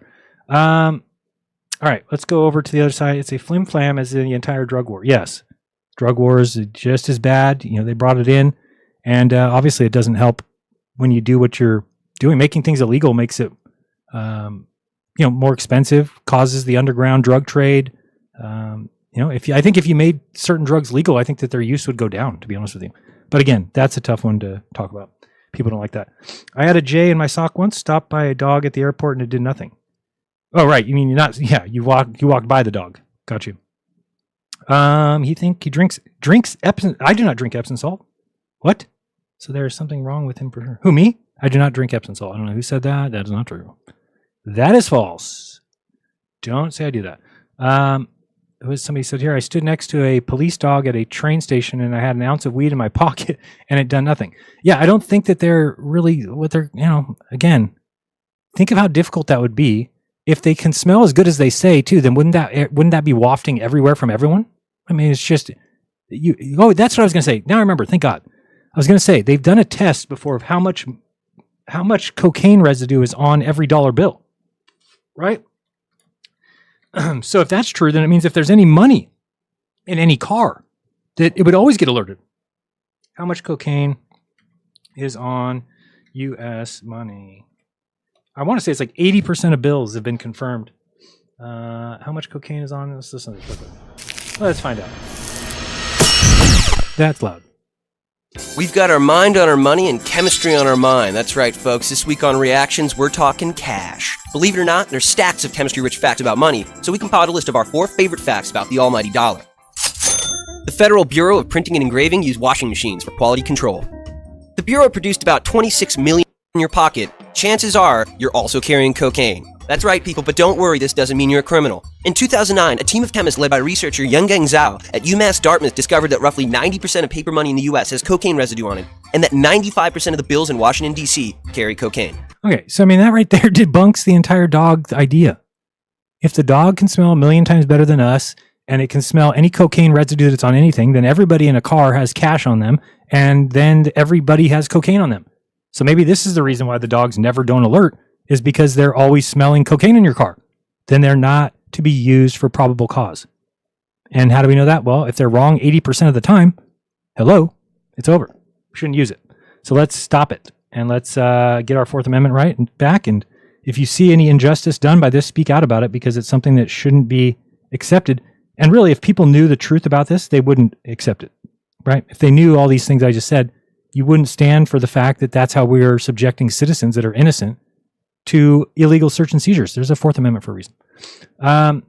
Yep, well, do anything but just admit to our own damn selves that illegal drug trade is a significant portion of the global economy and therefore isn't going away ever. Wow, yeah, it's a huge, huge point. And then you look at the times that the United States CIA has traded guns for drugs. I mean, it's crazy. Crazy, crazy, crazy. Jaron, he means Mikey the Furf. Oh, God. You know, it's funny because all you guys that are Globers watch Mikey, but I don't know any Flat Earthers that do. Any. You know? Not at all. RFK is the one that puts the coke on the bills right after he diagnoses autism from circumcised boy. Holy smokes. That's a lot there. Lot going on there, huh? All right, so we're going to go over to the Jeranism channel. If you guys want to jump on, I'll... what time is it now? 5:17, so we'll go live at 5:35 over there. If you're a member, again, you have to be a member at the Jeranism Show because there's no monetization here on this channel yet. It's $5 a month. Sorry, I know if you can't afford it, I get it. I'm not affording much either nowadays, so going to try and see if we can get some members that way. See if people like to kick back and talk about the subject. We had some people come on and talk about Charlie Kirk last week. You might have still comments about that. I think that we did pretty well at summing up a majority of that.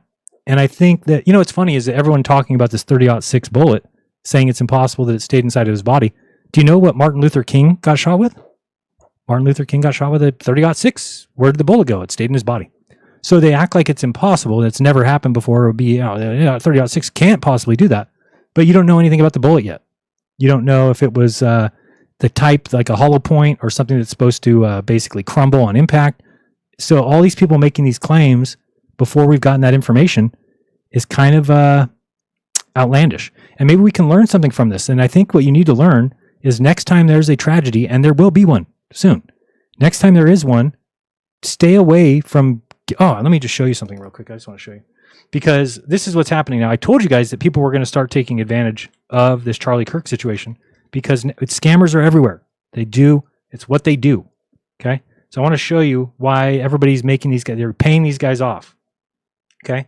So if you... These are Charlie Kirk's channels here.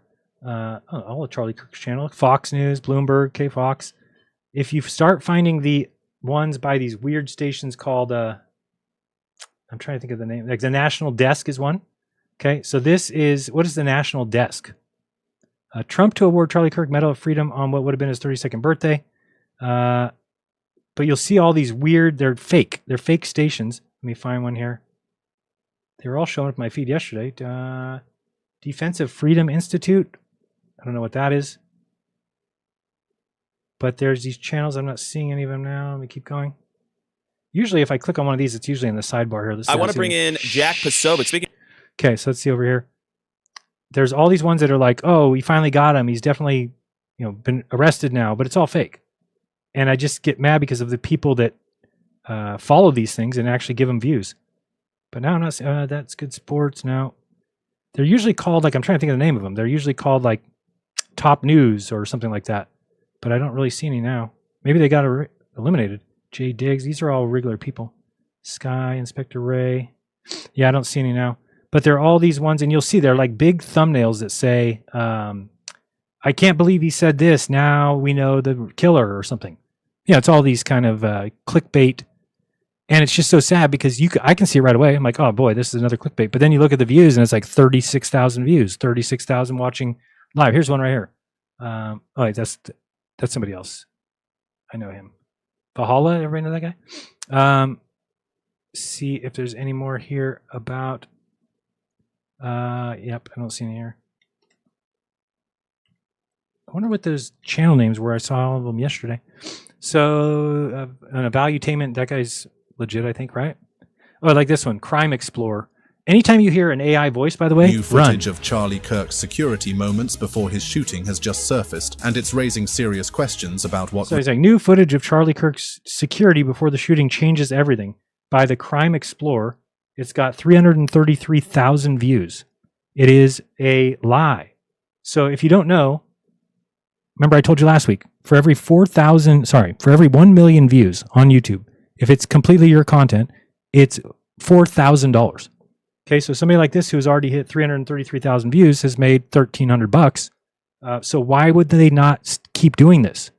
So somebody like me that knows that that's possible, I have the restraint and the conviction and the honesty and the truth in me that I would never do that, even though I know it's a moneymaker. Oh, so just make up a conspiracy, put it out there with an AI voice reading a script, and you'll get 330. And the sad thing is it's the people watching that are causing this. The people watching are the ones that are giving this guy the money to keep lying to you. So why would they ever stop?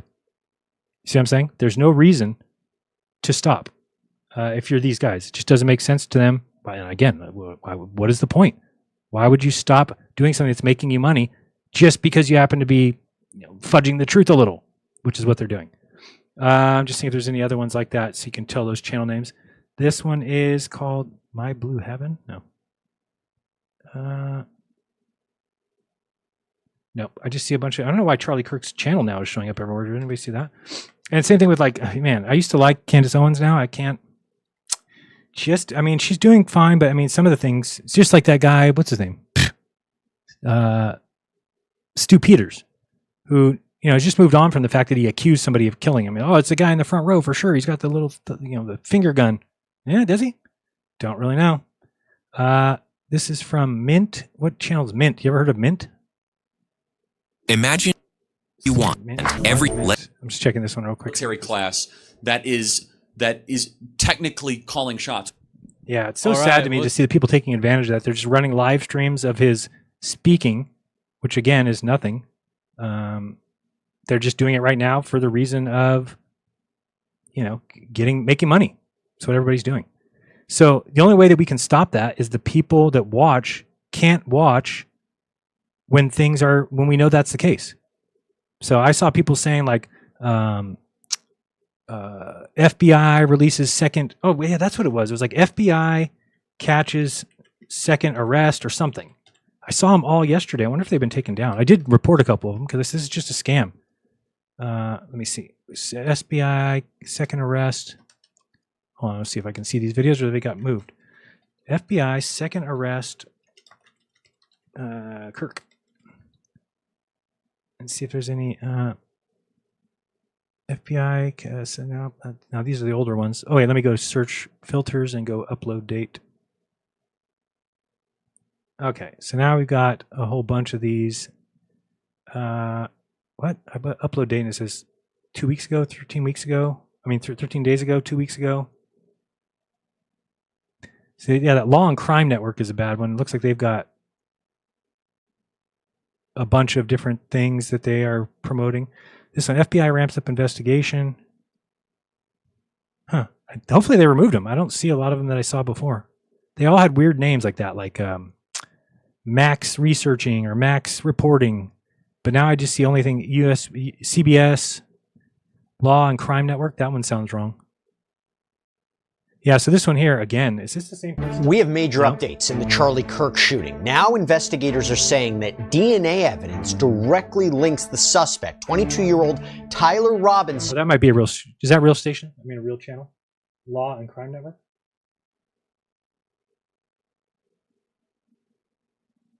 Man, I get so mad when I see stuff like this. It's just cheating to me. I mean, these people are running like a bunch of live streams at the same time. We have major updates. DNA found, ABC7, American Doom. See, this one seems like, anything like this seems like it's not real. Law and Crime Network, that does not seem real. ABC News, Live Now with Fox. At least I don't see them as bad. This is one that might be. But it was much worse. Second Suspect, right here, like this is one. So this is one, look at these views. 82,000 views. Second Suspect, FBI reveals new partner in Charlie Kirk shooting. Not true at all. There's nothing in this video that has anything to do with what that title says. So here's the problem for me. Why aren't we getting these people removed from YouTube? I thought when I got involved in YouTube, you couldn't use clickbait titles. You couldn't use something that wasn't true in the title. That's something I made sure of. So you can't put something that's not true just to get people to click on your video. Yet this guy's got 82,000 views over a lie. How about this one? Another one. FBI admits accomplice in Charlie Kirk assassination. There's no accomplice ever admitted. That's just a lie. So it's just people that have a problem with the truth. And why wouldn't they? People are now realizing that conspiracies are money makers. You can make money by just convincing people of your stupid theories. And that's what they do. So Sky News, I don't see much more in there. I think it's because I'm on my interesting account. And maybe it's on my jeranism account that I saw all those. Maybe that's the problem. But I don't want to change accounts right now because I don't know what will happen during a live stream. So that's basically it that I wanted to show. FBI's another one. This American Doom. So just be careful. I don't know how else to help people by saying, now if I see something like that, I just don't click on it. How about this one? Second Suspect, FBI reveals new partner in shooting. Or maybe we already saw that one. Oh, this is the quartering? Wow, I thought this guy was good. Didn't he do a debate with Austin Whitsitt? Or he was the moderator? I mean, 386,000 views. Who's the accomplice? What is he talking about? They have pushed this, lone wolf guy story, which is complete nonsense. Yeah, so I mean, again, here's the thing. Is it recognize that people are going to do this to make money? It's to get clicks. This guy's gotten 386,000 views. That's $1,300 off one video that took him, it's a 12-minute video. Imagine getting $1,200 for a 12-minute video. So I know that I'll never amount to anything in life because of the fact that I see that and could never do that. And I realize, well, that's how you get ahead. You find little holes, you find little cracks, you find little things that you can exploit. That's how you get ahead in life. That's how you make money. But I don't do that. So the problem with that is you'll never get very far because everyone else, that's what they do, right? So it's just a 12-minute video and you get that many views and it's something that's completely false. That's the hard part. There's nothing there that's true. Jimmy Dore, he was pushing the whole palm gun.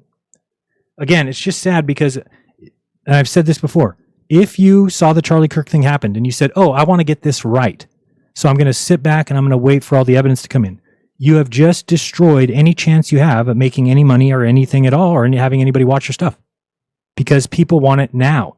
And so because people want it now, we have these AI, we have these people that are just putting out clips and titling it wrong, saying things are going on that they're not. And it gets people's attention, people that have these TikTok minds, they just want to go, click and go. That's a problem. We are actually contributing to the misinformation that's out there. So what everybody should do, sit back and say, I'm not watching any of those videos. There's not any evidence yet. We're just watching people watching low quality videos make claims about there being no blood on Charlie's arm. And then you find the high quality one, and there's blood all over. But again, it's just like the people who say there's no footprints in Antarctica. The videos of the sun are fake, right? This is just how you get people to watch your stuff. If you said, let's sit back and see how this all pans out, you don't get any views for that. There's 0 views. But if you say the trip was fake and they did it in a studio, that's how you get views. It's the same thing. Just you want to get, the more absurd you are, the more outrageous you are.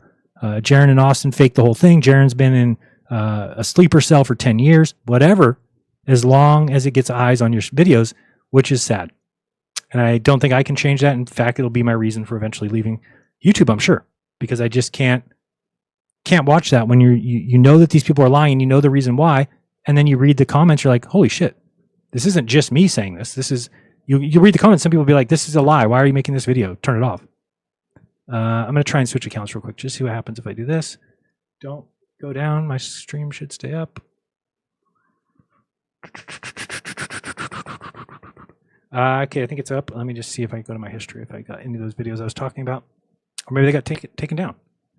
I wonder, can you actually look into like things that you reported or no? Do you know? I don't know if that's how it works. Like, do they tell you anything? All right, so let me go down here and see some of these channels. So Mr. Let Go. I've seen him before. Uncrowdsource the Truth, that's fine. And then these ones here. So let me give you some of these. Oh, this has been taken down. The channel's been deleted. Okay. This one is, oh my God, this is so funny. I watched this video. You know the guy, you guys know the guy William, Level-Headed William? He talks about the earth moving upwards. Okay, so here's all these ones I just want to show you. So let me just show you these videos. So this is one that I'm talking about. So it's by Detective Max. 46,000 views from one day ago. New cam footage exposes Charlie Kirk's guard arrested. Tyler Robinson was used. There's no guard arrested. That's a lie. And again, it's constant. I don't know how we stop it. I don't know how we stop things like that. What happened here? Can I have this back? Thank you. Hold on, I need to grab the next one. So that's one. The next one after that is called it's also Detective Matt. Oh, the Agent Truth. Agent Truth says here. Let's go look at Agent Truth. Authorities take bold step as newly released footage exposes Charlie Kirk's security caught. Again, total lie, fabrication, meant for clickbait. 27,000 views. I couldn't get 27,000 views if I tried. Okay. Well, I could if I simply tell a lie. If I just make a video saying, oh, Charlie Kirk was shot from behind. Here's the evidence. Here's the proof. Guard arrested. Then I'll get 27,000 views. So we shouldn't be surprised that that's what people do. Because I know that I can do it. I just don't because I'm a good person. How many people are good people? I don't think it's very many, to be honest with you. Not very many at all. Let me see if there's another one. So we had those two people. We've got Detective Max. We've got, what happened here?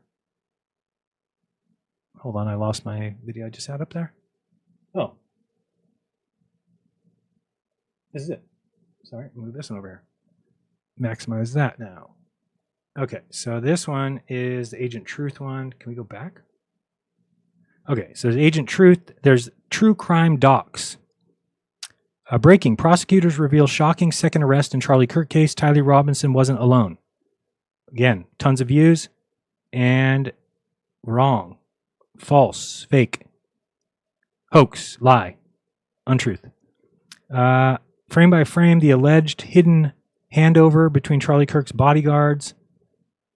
Yeah, it's just sad to see. But what can you do? What can you do? I'm not going to save everybody. And I've also seen those people that are supposed to be good, like, who's these guys? What's their names? Redacted. They keep getting things wrong. And it's like they never go back and correct it. So we wonder why everybody's got these false ideas about the event. It's because everyone believes what they've already heard.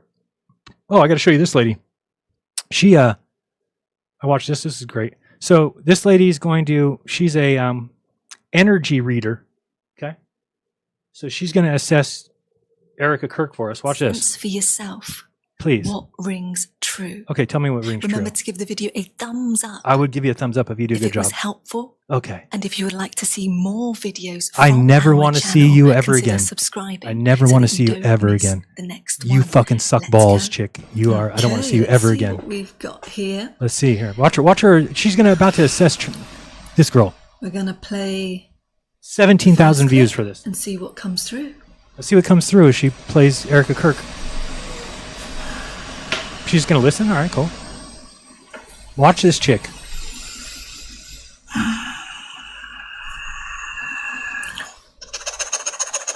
Oh, it's a Shut the fuck up. Okay, so the very first word here, the very first Shut up. word that is coming through. Get the fuck out of town. Capitalize this. It's very strong. Oh, she's a liar. Strong, and that was Figure that false. out. Oh, it was false. False. False. Right, that came through. Okay. Let's do it again. Let's just see what we've got here. Yep, you can definitely read.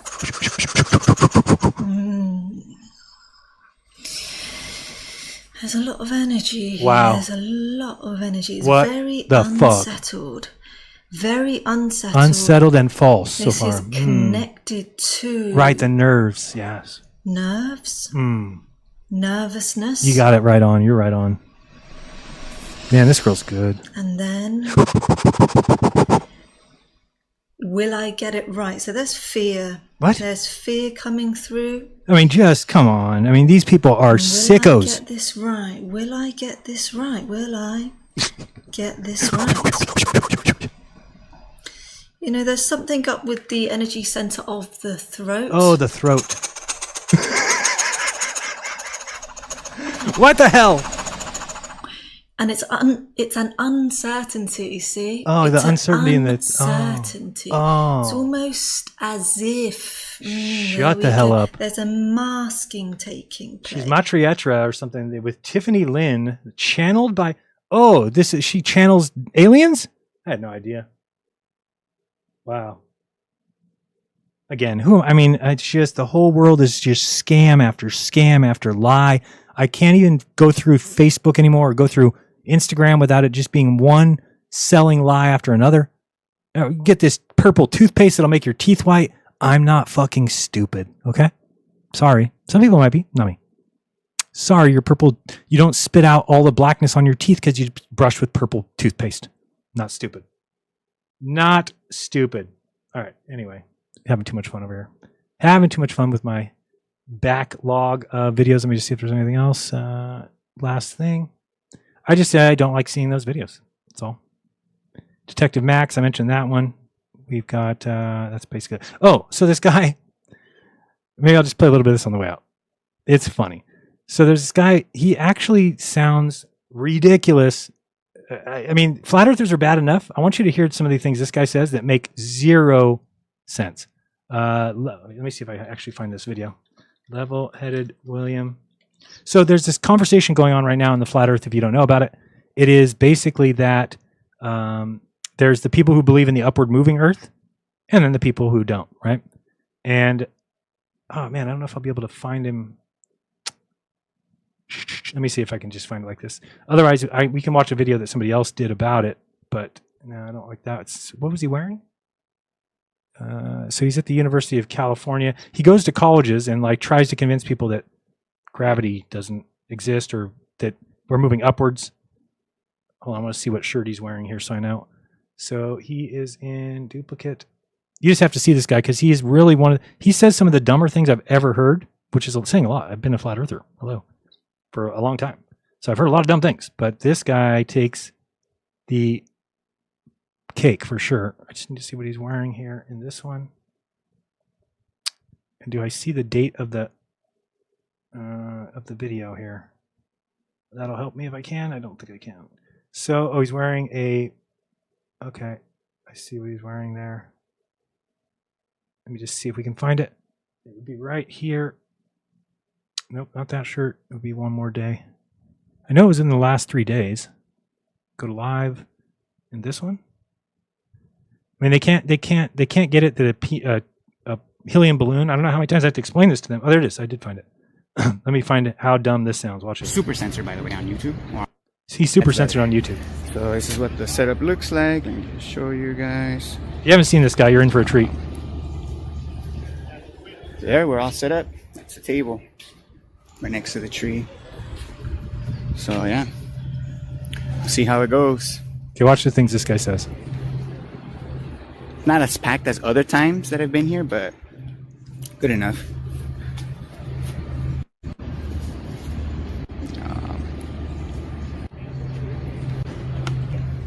Set up the other camera. He starts talking because he gets mad at somebody who's commenting about his stupid upward moving earth. Let me explain something. These guys can't get this through their heads that the Earth, if it's moving upwards, has to be either a constant speed or accelerating, and a constant speed would not explain the observations on Earth. Things accelerate towards the ground. They say there's no evidence of things accelerating towards the ground. Accelerating towards the ground. So I've been trying to bet them. I said, here's the bet that we'll do. We'll have two of us, and we'll first take a car 1,000 feet away from us, or from me, and we'll have it drive 1 mile per hour until it hits me. Okay? That'll be first. Then we'll take a car, and we'll put it 1 foot from you, and we'll have it drive 1 mile per hour till it hits you. Okay. Will we have any damages? No, neither one of us are going to even feel it. The car's moving 1 mile per hour. All right, now let's take a brick, hold it 1 foot above my head and drop it. Now let's take a brick and put it 1,000 feet above your head and drop it. What do you think will happen? Do you think there's a difference between things moving laterally at a constant speed and things moving downward at an acceleration? If they're accelerating downwards, then the Earth must be accelerating upwards, in which point, of course, it would be going so fast nowadays that we couldn't even fathom it. But you'll hear him kind of get into that. What's up, Robert? Nasi Flippos, what's up? You know, but that's not even a genuine number. Huh? Which, what's up, Josh? Days, it almost had like 2.4K views. Like it was at 2.3, it was almost gonna get it was about to get 2.4K views. Which kind of surprised me because views rise are normal, right? A little curious. Again, I'm not surprised that they're doing that to all of my videos. Right now that they're stopping his videos. Obviously. Like, how do my views go from 1K when I first started in the first year, or almost 1K, down to like 500 views? Because you suck, right? When my explanations, my presentation, you know, the physics that I present has only gotten better. The physics. Right? But yeah, YouTube shows that. You know what these guys can't actually. These guys can't get. They say that the Earth's moving upwards because there's, if you take a bottle of water and you move it to the right, the water goes to the left. Right. Of course we know that. Why? Because the water is going down. The water's heading down, and so when you move it to the right, you've displaced it, it goes to the left. If you move it to the left, the water's going down, so you displaced it, it moves to the right. Then if you move something up, you've displaced the water that was going down, therefore the water moves down. But if you drop a bottle down, it doesn't do that. And they can't figure that out.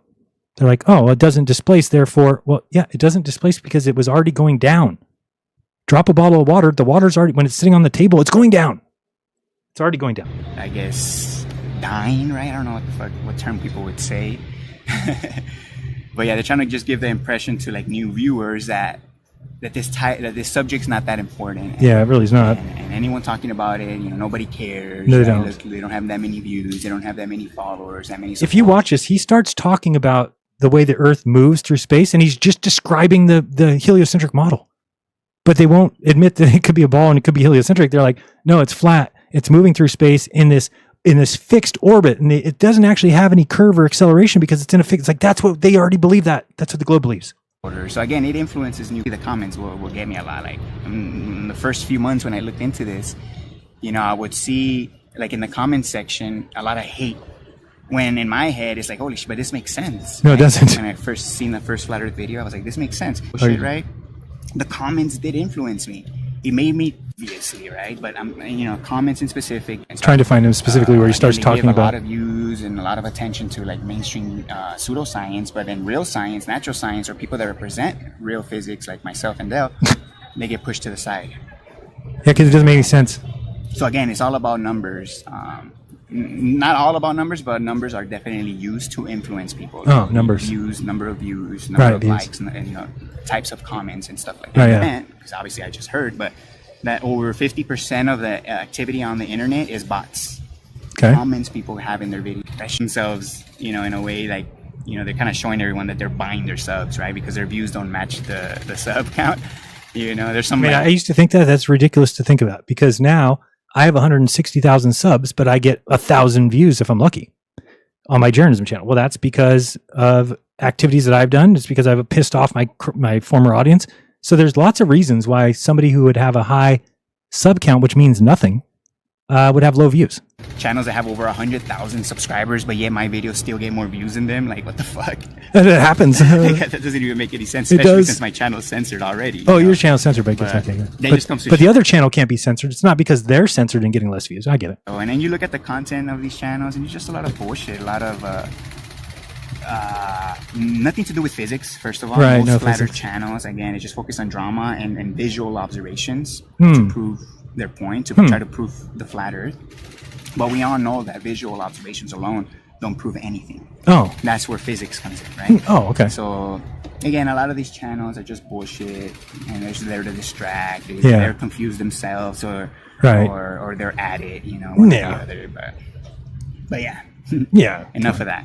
Yeah, please get to your Being honest, points that will here. be even more of a bigger revelation, in my opinion, for flat earthers. Like that should like sharpen them up at that point. Like, holy shit, I fell into the globe earth deception, but now I fell into this motionless flat earth deception as well. So now The I'm right gonna be answer a is the little more upward moving. cautious, you know what I put my attention to. I'm gonna start to use more common sense. I'm gonna have to verify things for myself. You would think that would happen with flat earthers, right? When you present the motion of the earth, but no. What are they doing? They're doing the exact same thing globe earthers are doing. They're just dismissing it, ignoring it, and coming up with imaginary explanations No. to back up their bias. So Okay, so remember he says we're coming up with imaginary explanations. Watch his explanation. yeah, we'll see how that goes. Equinox, what's up?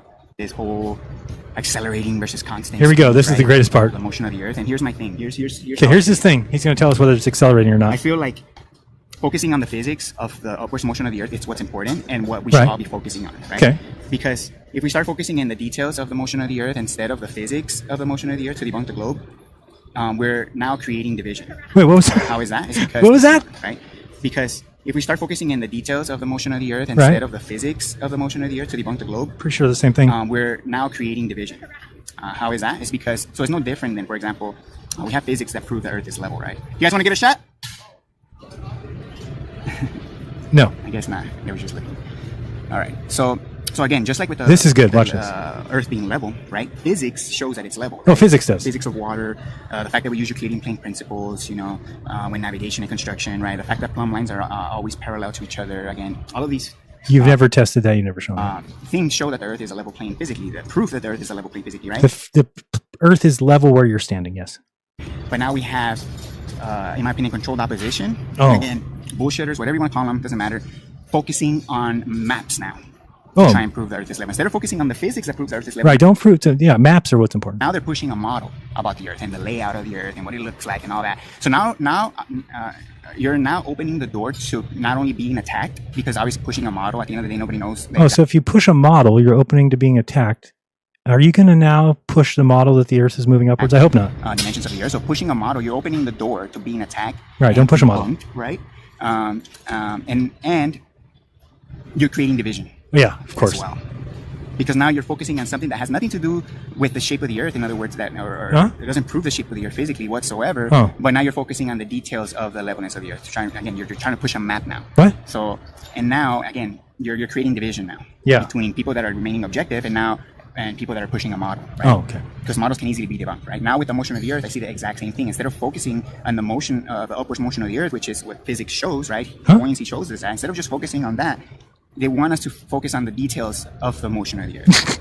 So again, in my opinion, talking about the details. So it doesn't matter whether it's constantly moving upwards or it's at a constant speed. If it's accelerating or constant, it doesn't matter. Now you're worried about the details. Why would you worry about the details about physics? That's about the motion of the Earth. It's no different than talking about the details about the layout of the Earth, which is completely irrelevant. Oh, really? We should focus on the physics that shows that the Earth is level.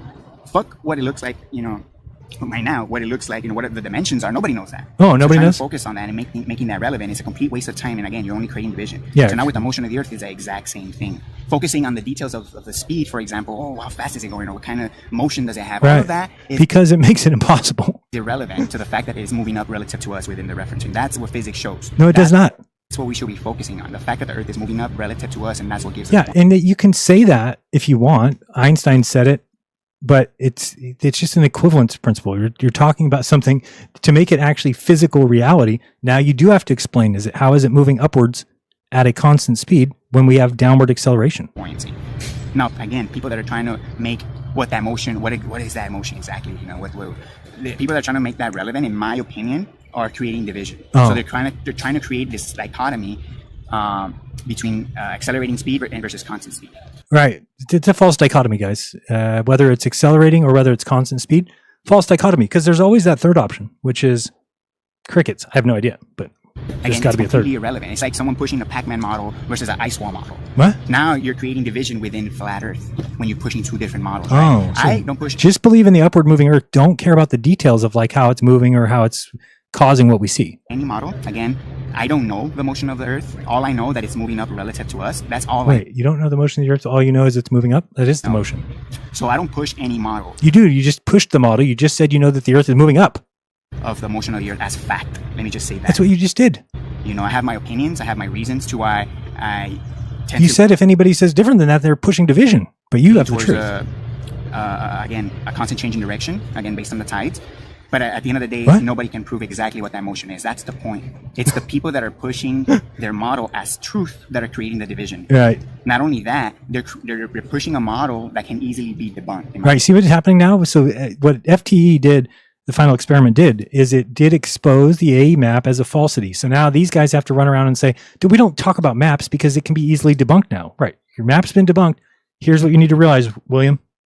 I've already voiced this to every flat earther that there is. Here's another one to you. There will never be another map, a flat earth map that isn't the AE map. It's required because we know the tropics, we know the equator, we know the North Pole, we know the path of the sun. Once you put those on any paper, it will become the AE map. So once you can prove the AE map wrong or falsify it, it's out the door. We've done that. It's out the door. There's no more flat earth. There is no more possibility. There's no ands, ifs, or buts. It'll never happen, period. My opinion, right? So I'm gonna give mine. So again, nothing personal toward what's his name, Jason, right? Jason, Rising Earth. Again, nothing personal towards Jason. Jason's his own man. Jason, you know, I appreciate His explanation right here is one of the he's funnier done, things I've you know, ever heard. Watch kudos this. to him, but nothing personal towards him. I'm Okay. just talking about the logic. Yeah, here's the logic. behind what he says, I guess. Again, nothing personal towards him, but they're trying to like dismiss that the Earth is moving with a constant change in direction by saying that, oh, it wouldn't work in a centrifuge, right? So because a centrifuge shows water, you know, showing a dip, I guess, right in the middle. What? Then Earth cannot be in a centrifuge or cannot be moving in some kind of centrifuge motion because water's not level. Then I agree, sure, maybe that is true. I haven't seen that experiment myself, but yeah, I'm pretty sure maybe water does concave, right? Then I get it. Obviously, water can be level. But here's another thing: the tides wouldn't even work in a centrifuge as well. We wouldn't have a high tide and a low tide. What? In my opinion, the water will remain. What if the fixed moon relative moves it to the around? container, and it will remain in that state, I guess. There wouldn't be a shift, in my opinion. Not only that, helicopters, I don't think will be able to fly in a centrifuge. Think about a helicopter hovering, right, and trying to move. A helicopter in a forward, centrifuge? back, left, right, inside a centrifuge. It just wouldn't work. The thing is that centrifuge is not the only way that the Earth could be moving. What are you talking about? With a constant change in direction. You know, the Earth could easily be in a fixed path. Listen. The Earth could be, you know, moving in a fixed path. The Earth could be moving in a fixed path. You mean like the heliocentric model says? Okay, go ahead. Slightly changing that deviation, obviously relative to the path. To the orbit, right? Slightly changing. So there is no actually acceleration that you would notice. There is no change in direction. The Earth's path is a lot like the Earth's curvature. Everywhere you are, you're going straight. So you're never going to notice that you're turning because it's such a huge orbit. It takes a year. It's taking the track, whatever. You know, there could be a rotational arm as well. So There's a rotational arm on the flat Earth that moves upwards through space? force is coming from underneath still. Oh, it's a force coming through the underneath arm. So the Earth is still pushing up from underneath. Right. You know, so there's different ways to achieve a constant acceleration with a constant change in direction, other than just There's constant acceleration. There's a way to achieve constant acceleration with constant change in direction. a centrifuge, in my opinion. Again, you wouldn't In a have- centrifuge. The tides wouldn't work, in my opinion. You wouldn't be a helicopter wouldn't be able to fly. There would be Right. so many flaws with that model, in my opinion. That yes, of course, that wouldn't work. But trying to pigeonhole everyone into that model to then dismiss it, that the Earth must be moving in a straight line now, I think it's a bit devious. I don't know, or a bit Retarded? Moronic. It's wrong. I guess, Idiotic. is a Oh. better word, in my opinion, because again, there's different ways that the Earth could be moving. So funny. Changing direction, right? Again, I don't know the exact. Oh, you don't know, I'm though. not preaching to know, but I do find flaws with people claiming that the Earth is moving linearly, right? Huh? And I'm gonna because obviously people are trying to find flaws with centrifuge, which I also found flaws with it, which I don't. agree Centrifuge? with, What are you right? talking about? I think it's something completely different. You know, the motion, right?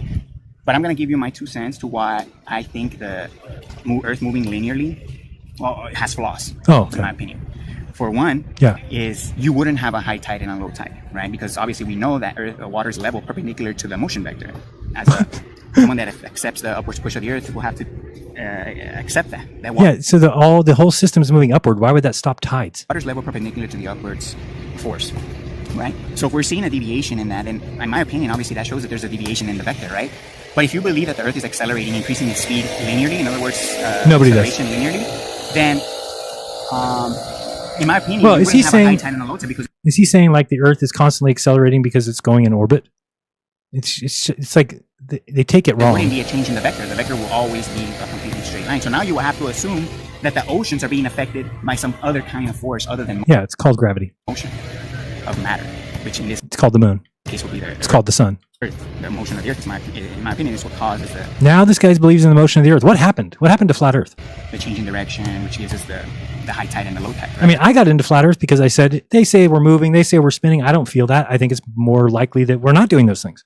Then you find out that we are doing those things. Now these guys have gone to we are moving and we are flying through space, but it's flat and moving upwards. A constant high tide and low tide because there's a constant change in direction again. But again, if you're claiming linear acceleration, then in my opinion, you wouldn't have a high tide and a low tide. You know, it Okay, would well, just that's be level smart. all the time relative to the Earth. It wouldn't shift, in my opinion. So that's one huge flaw, in my opinion, with linear motion of the Stop Earth. You saying have in to my buy into opinion. This other idea that there must be some kind of force with the sun or the moon or Yeah, it's called gravity. that's making the whole ocean water shift. Yeah, it's called gravity. So again, It's a heliocentric model. Something else other than motion or Yeah, gravity. You know, of a container that can make water level. Yeah, or change gravity. the orientation of water. Yeah, gravity. So again, you have to assume that. Yeah. Second thing that I have a problem with linear acceleration is you would have to assume that the Earth is moving through a vacuum. Right. Why is that? So it's like these guys are like slowly discovering a thing, but it's like, yes, but your upward rising Earth must be moving through a vacuum as well. What are you magically moving through? Well, there's this one thing called drag, right? Air Yeah, the air resistance comes with the air. resistance, for example, or if you're moving through water, you know, water resistance. Again, if you're moving through a medium, Right. you're gonna have resistance no matter what. Right. So, what does that mean, right? Yeah. Well, that means that if you have an object here on Earth that's moving at 100 miles an hour, there's gonna be so much pushback or air resistance at 100 miles an hour. Guess On what's Earth, gonna happen yes. when you're going 200 miles an hour? There's gonna be even more resistance, even more pushback, Yes. more drag because you're moving through a medium, right? Right. So again, if you're claiming infinite speed, in other words, linear acceleration, then you're also by default claiming infinite drag. Wait, why are we? No, you're not. Why is it infinite speed? Who's claiming that? Who's claiming infinite speed? But there's no drag in space. There's going to be an infinite pushback, but you're somehow still going to be able to accelerate at the same constant speed. What? To maintain a constant acceleration. So that, in my opinion, that just wouldn't work. Right. To have infinite resistance to combat the infinite speed, you know, you're going to need an infinite force to increase as well to be able to, you know, overcompensate or compensate for that drag, increase in drag, faster and faster it's getting, to be able to maintain the 9.8 meters per second acceleration. So it just wouldn't work. You would have to assume that the Earth is moving through some kind of vacuum That's where what you're I'm not going to have any drag, where the constant acceleration is always going to be there, Right. With no issues. Correct. Of, having to increase the force because of the increase in drag, Right. And all of this shit. So in my opinion, again, linear acceleration, you have problems there because you have to assume that you're moving through a vacuum. So what do you assume we're moving through upwards? Because if you're not moving through a vacuum, if you're moving through a medium, it's not going to work. Right. So if you're moving upwards through a medium, what is the medium? Because we don't see any of that drag. So if there's no drag, then it's a vacuum. It's not going to work. I would love to hear people's thoughts on that. Yeah, you don't think you want to hear people's thoughts. Again, if you're moving in some kind of cycle, in my opinion, though, constant change in direction. You think if you're moving in some kind of cycle, you mean like an orbit? You mean like the heliocentric model says? And you mean you a constant acceleration? You don't Right, like the heliocentric model says? have to worry about none of that. Right, you don't have to worry about any of that, like the heliocentric model says? You know, because the force is coming from obviously the constant change in direction. You know, so again, if you're Right, centripetal, centrifugal, if yes. you're claiming linear acceleration, then again, you're having to deal with infinite speed, which will give you infinite drag. Infinite speed. Pushback, which means you have to have like Okay, infinite, enough of this. It's too funny. force that's able to increase again to compensate for that drag. What? There's no drag. And to be able to maintain that constant acceleration. Okay. So again, you would, in my opinion, you would have to kind of assume a vacuum in that sense, because moving through a medium at infinite speed just doesn't make any sense to me. Okay. You know, so Neither does it make sense to anybody. Anybody. that's just my thoughts again to why, That's everybody's thoughts. We all agree that you cannot move infinite speed through a medium. you know, the flaws in the linear acceleration claim. Again, the tides and the fact that you have to assume you're moving through a vacuum. You know, But you don't have to assume you're moving through a vacuum if you're moving upwards. In that case, you are, well, I don't know. I can't really say. So yeah, that's just me. Again, anybody pushing any model, whether the model Didn't you just tell it? Didn't you pushing a model? motion of the Earth or a model of the layout of the Earth, anyone pushing a model of those things as fact, in my opinion, should not be taken serious. Oh. And they're just creating division. Right. Creating division, they're muddying the waters. And, Right. Just let everybody say anything. If you bring up something that they're saying isn't true, you're creating division. and at the end of the day, you know, any models about the motion of the Earth or any models about the layout of the Earth are completely irrelevant and takes away from the physics that proves that the Earth is a level plane in upwards motion. That's what we should be focusing on. I mean, this is the dumbest thing I've ever heard. And I've heard a lot of dumb things. Assumptions, you know. So. All right. Good job, William. I'll read some of the comments, see if anybody Very smart. disagrees. So smart. You know, with what I have to say, with what I just said again. So. What do I have to sit with that? How am I ever going to see tomorrow? Up there's his wife there in the thing. Level-headed Natalie says, no room for theories when it comes to objective reality. Thank you, Natalie. Thank you very much. Let's move forward a little bit. I don't think that's what people could believe whatever they want. That's not what's important. What's important is that the Earth is moving up relative to us. I thought you don't push a model. That's what debunks the globe. That's what exposes the liars. That's what exposes the controlled opposition. And that's what I'm going to stick to. I don't give a fuck what the layout of the Earth is. I don't give a fuck what the exact motion of the Earth is. I don't care. I don't give a fuck. So anybody trying to prove me wrong is like, first of all, I don't claim a model of the motion of the Earth. You did already. That's fact. You know. So you're going to piss in the air because, you know, I'm not going to push a model. It's pointless. It's irrelevant. You are pushing a model. The waters, you know. Hmm. The whole point is to keep it simple, you know. To try and convey this to people, you know, and keep it simple. It's okay to say you don't know an aspect about this reality. Okay. Nobody knows everything about this reality, you know. So there's nothing wrong with that. Nobody knows anything about the reality. You know. I agree. Let's see. Very smart. I agree 100%. That's why helicopters wouldn't be able to fly. What? What about helicopters not flying? I didn't get this part. Yeah, Simon, that's true. In a centrifuge will give you a Coriolis effect just like the ball Earth. I agree 100%. That's why helicopters wouldn't be able to fly how they do here on Earth, how we experience. You know, airplanes can fly left, right, forward, back, you know, with no issues. Airplanes can fly backwards? Where is this In a plane? centrifuge will give you a Coriolis effect just like the ball Earth. I agree 100%. That's what why he said? helicopters wouldn't be able to fly how they do here on Earth, how we experience. You know, airplanes can fly left, right, forward, back. Not really. No issues in any direction. They cannot fly left or right. I don't think that would be the case. You know, The plane is flying forward. I don't even think it'll work. In my opinion, I don't even think you'll be able to fly a helicopter. You know, but there'll be so many issues with that. You know, so Okay. yeah, I agree with that. But that doesn't mean that the Earth is moving in a straight line now, because that's the only way. Like, no, that's not the only way. Again, that's just trying to pigeonhole people into a model, shit on that model, and now you prove the other model. Right, yes, What does that's that sound correct. like? That's exactly It sounds like right. the globe Earth with the, Yeah. the stationary flat Earth. Yeah, it's exactly It sounds right. Exactly like the globe Earth with the stationary Right. flat Earth. Bullshitters, idiots push a model. The globe Earth shits on that model. Right. Obviously, because you can easily debunk those models. Right. And now the globe Earth looks like they want. Yep. Right. That's right. That's exactly what's happening in my opinion with this Right. motion of the Earth. Whoa, is it accelerating constant speed or is it accelerating speed or? Yeah, you have to answer that. It's irrelevant. It's irrelevant. Unless you could get outside of the Earth and see exactly what it is, then We can get outside the Earth, and they do have done that, and you can see what's going on. But again, it's fun. That guy's too much fun. You could watch it all day and just laugh hysterically because he's making no sense. There was one part where I can see his hand where he starts doing this line he's drawing, like where he thinks things are going. He's like, if things go in this angle, maybe it's right here. the other way around. So right now you're not being pulled towards the Earth. It's the Earth that's pushing up against. Oh, he's talking to somebody here. I don't want to talk to somebody. He has these people come up to him and tries to talk to him. Helium balloon. You try and convey this to people, you know, and keep it simple. It's okay to say you don't know. That doesn't mean that the Earth is moving globe is accelerating speed. I want to hear him talk to one person just because I haven't heard in a while. So yeah, like I was saying when I was getting here, the new main focus, again, linear accelerator. I was thinking about it the other day and I was like, oh shit. Because even if you're moving at a constant velocity through a medium, you're still going to get that pushback. You don't have to be accelerating through the medium to feel the pushback. Right. So even if you're going 100 miles an hour in a car, that's why they make cars aerodynamic. Because what happens if they're not aerodynamic and you accelerate, you know, super fast, right? The car rips apart.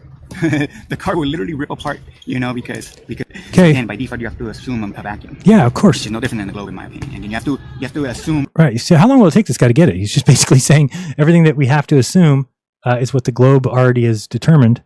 Will he get there? A no thing. The Earth is moving through nothing. Yeah, it's moving through nothing. That's the only answer that works. And we're going back to voids and emptiness of space. Yeah. Right. Well, then, you know, I feel you. I was there. I said space seems silly. I think they're lying about it. Therefore, it doesn't exist. Then you get to the point where there's no other answer but that. And you're like, oh, shit, that is the answer. And I think that's where everybody who's ever been on Earth in the past came to. I'm sure that they wondered what the hell was going on. It wasn't like they just figured out, oh, we're on a sphere right away. They didn't figure that out. They were very confused. But why did places have different sunrise and sunset times? You know, as they traveled around, they learned that it wasn't coming out. I remember the story about the circumnavigation and getting back a day different. They got back, they're like, what the hell's going on? Why is our calendar missing a day?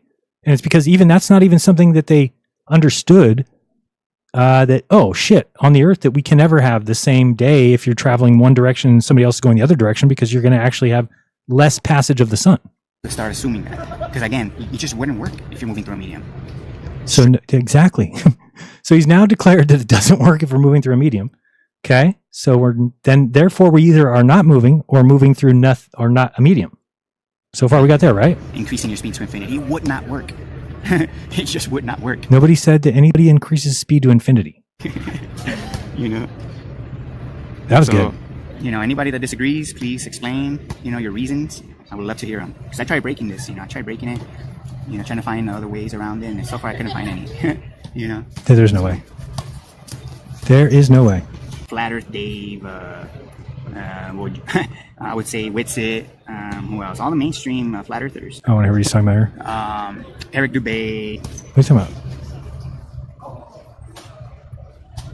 I saw him almost say my name there. Any model, though, name one. Well, I hate to say it, but Eric Dubay, Flat Earth Dave, I would say Witsit. You see how he almost said my name? Watch it again. I haven't seen that part before, but I could tell he was going to say my name. Right here, Jaron.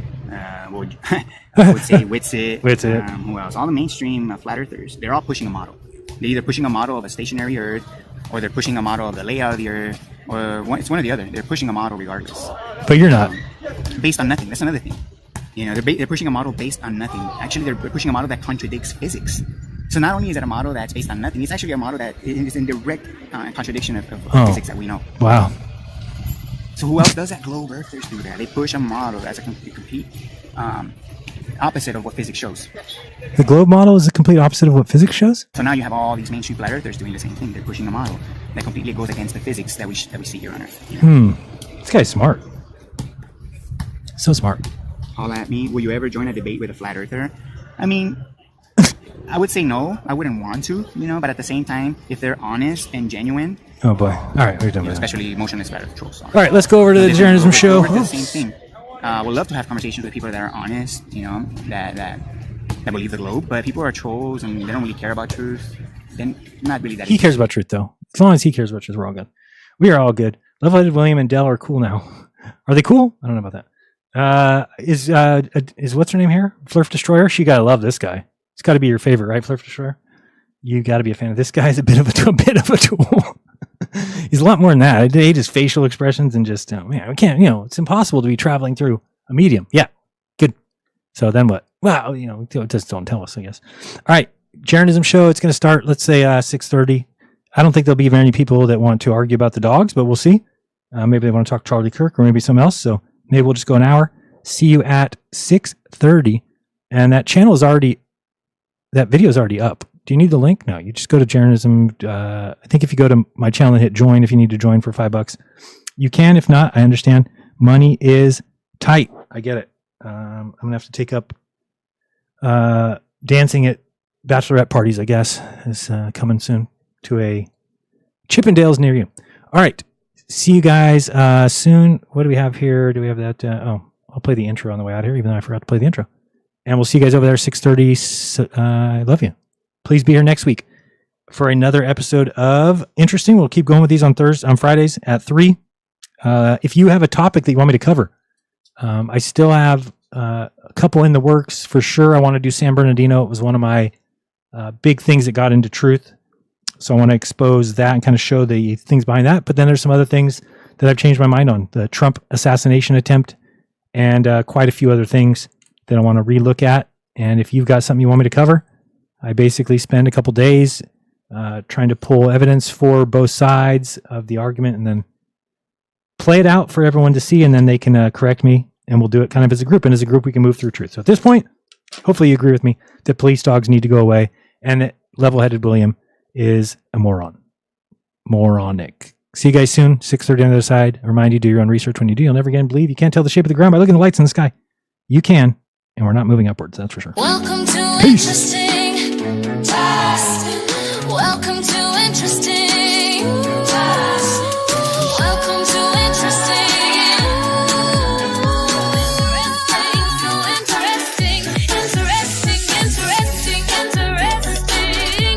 Interesting. stressing, depressing. Your chest is congested, such a blessing. Confessing, interestingly digesting. Sandy Hook, Aurora, pulse net club tricks, gun control, false flags, pushing politics. Thomas Crooks is on the roof, ready for the shot. Wait, how did he get up there without being caught?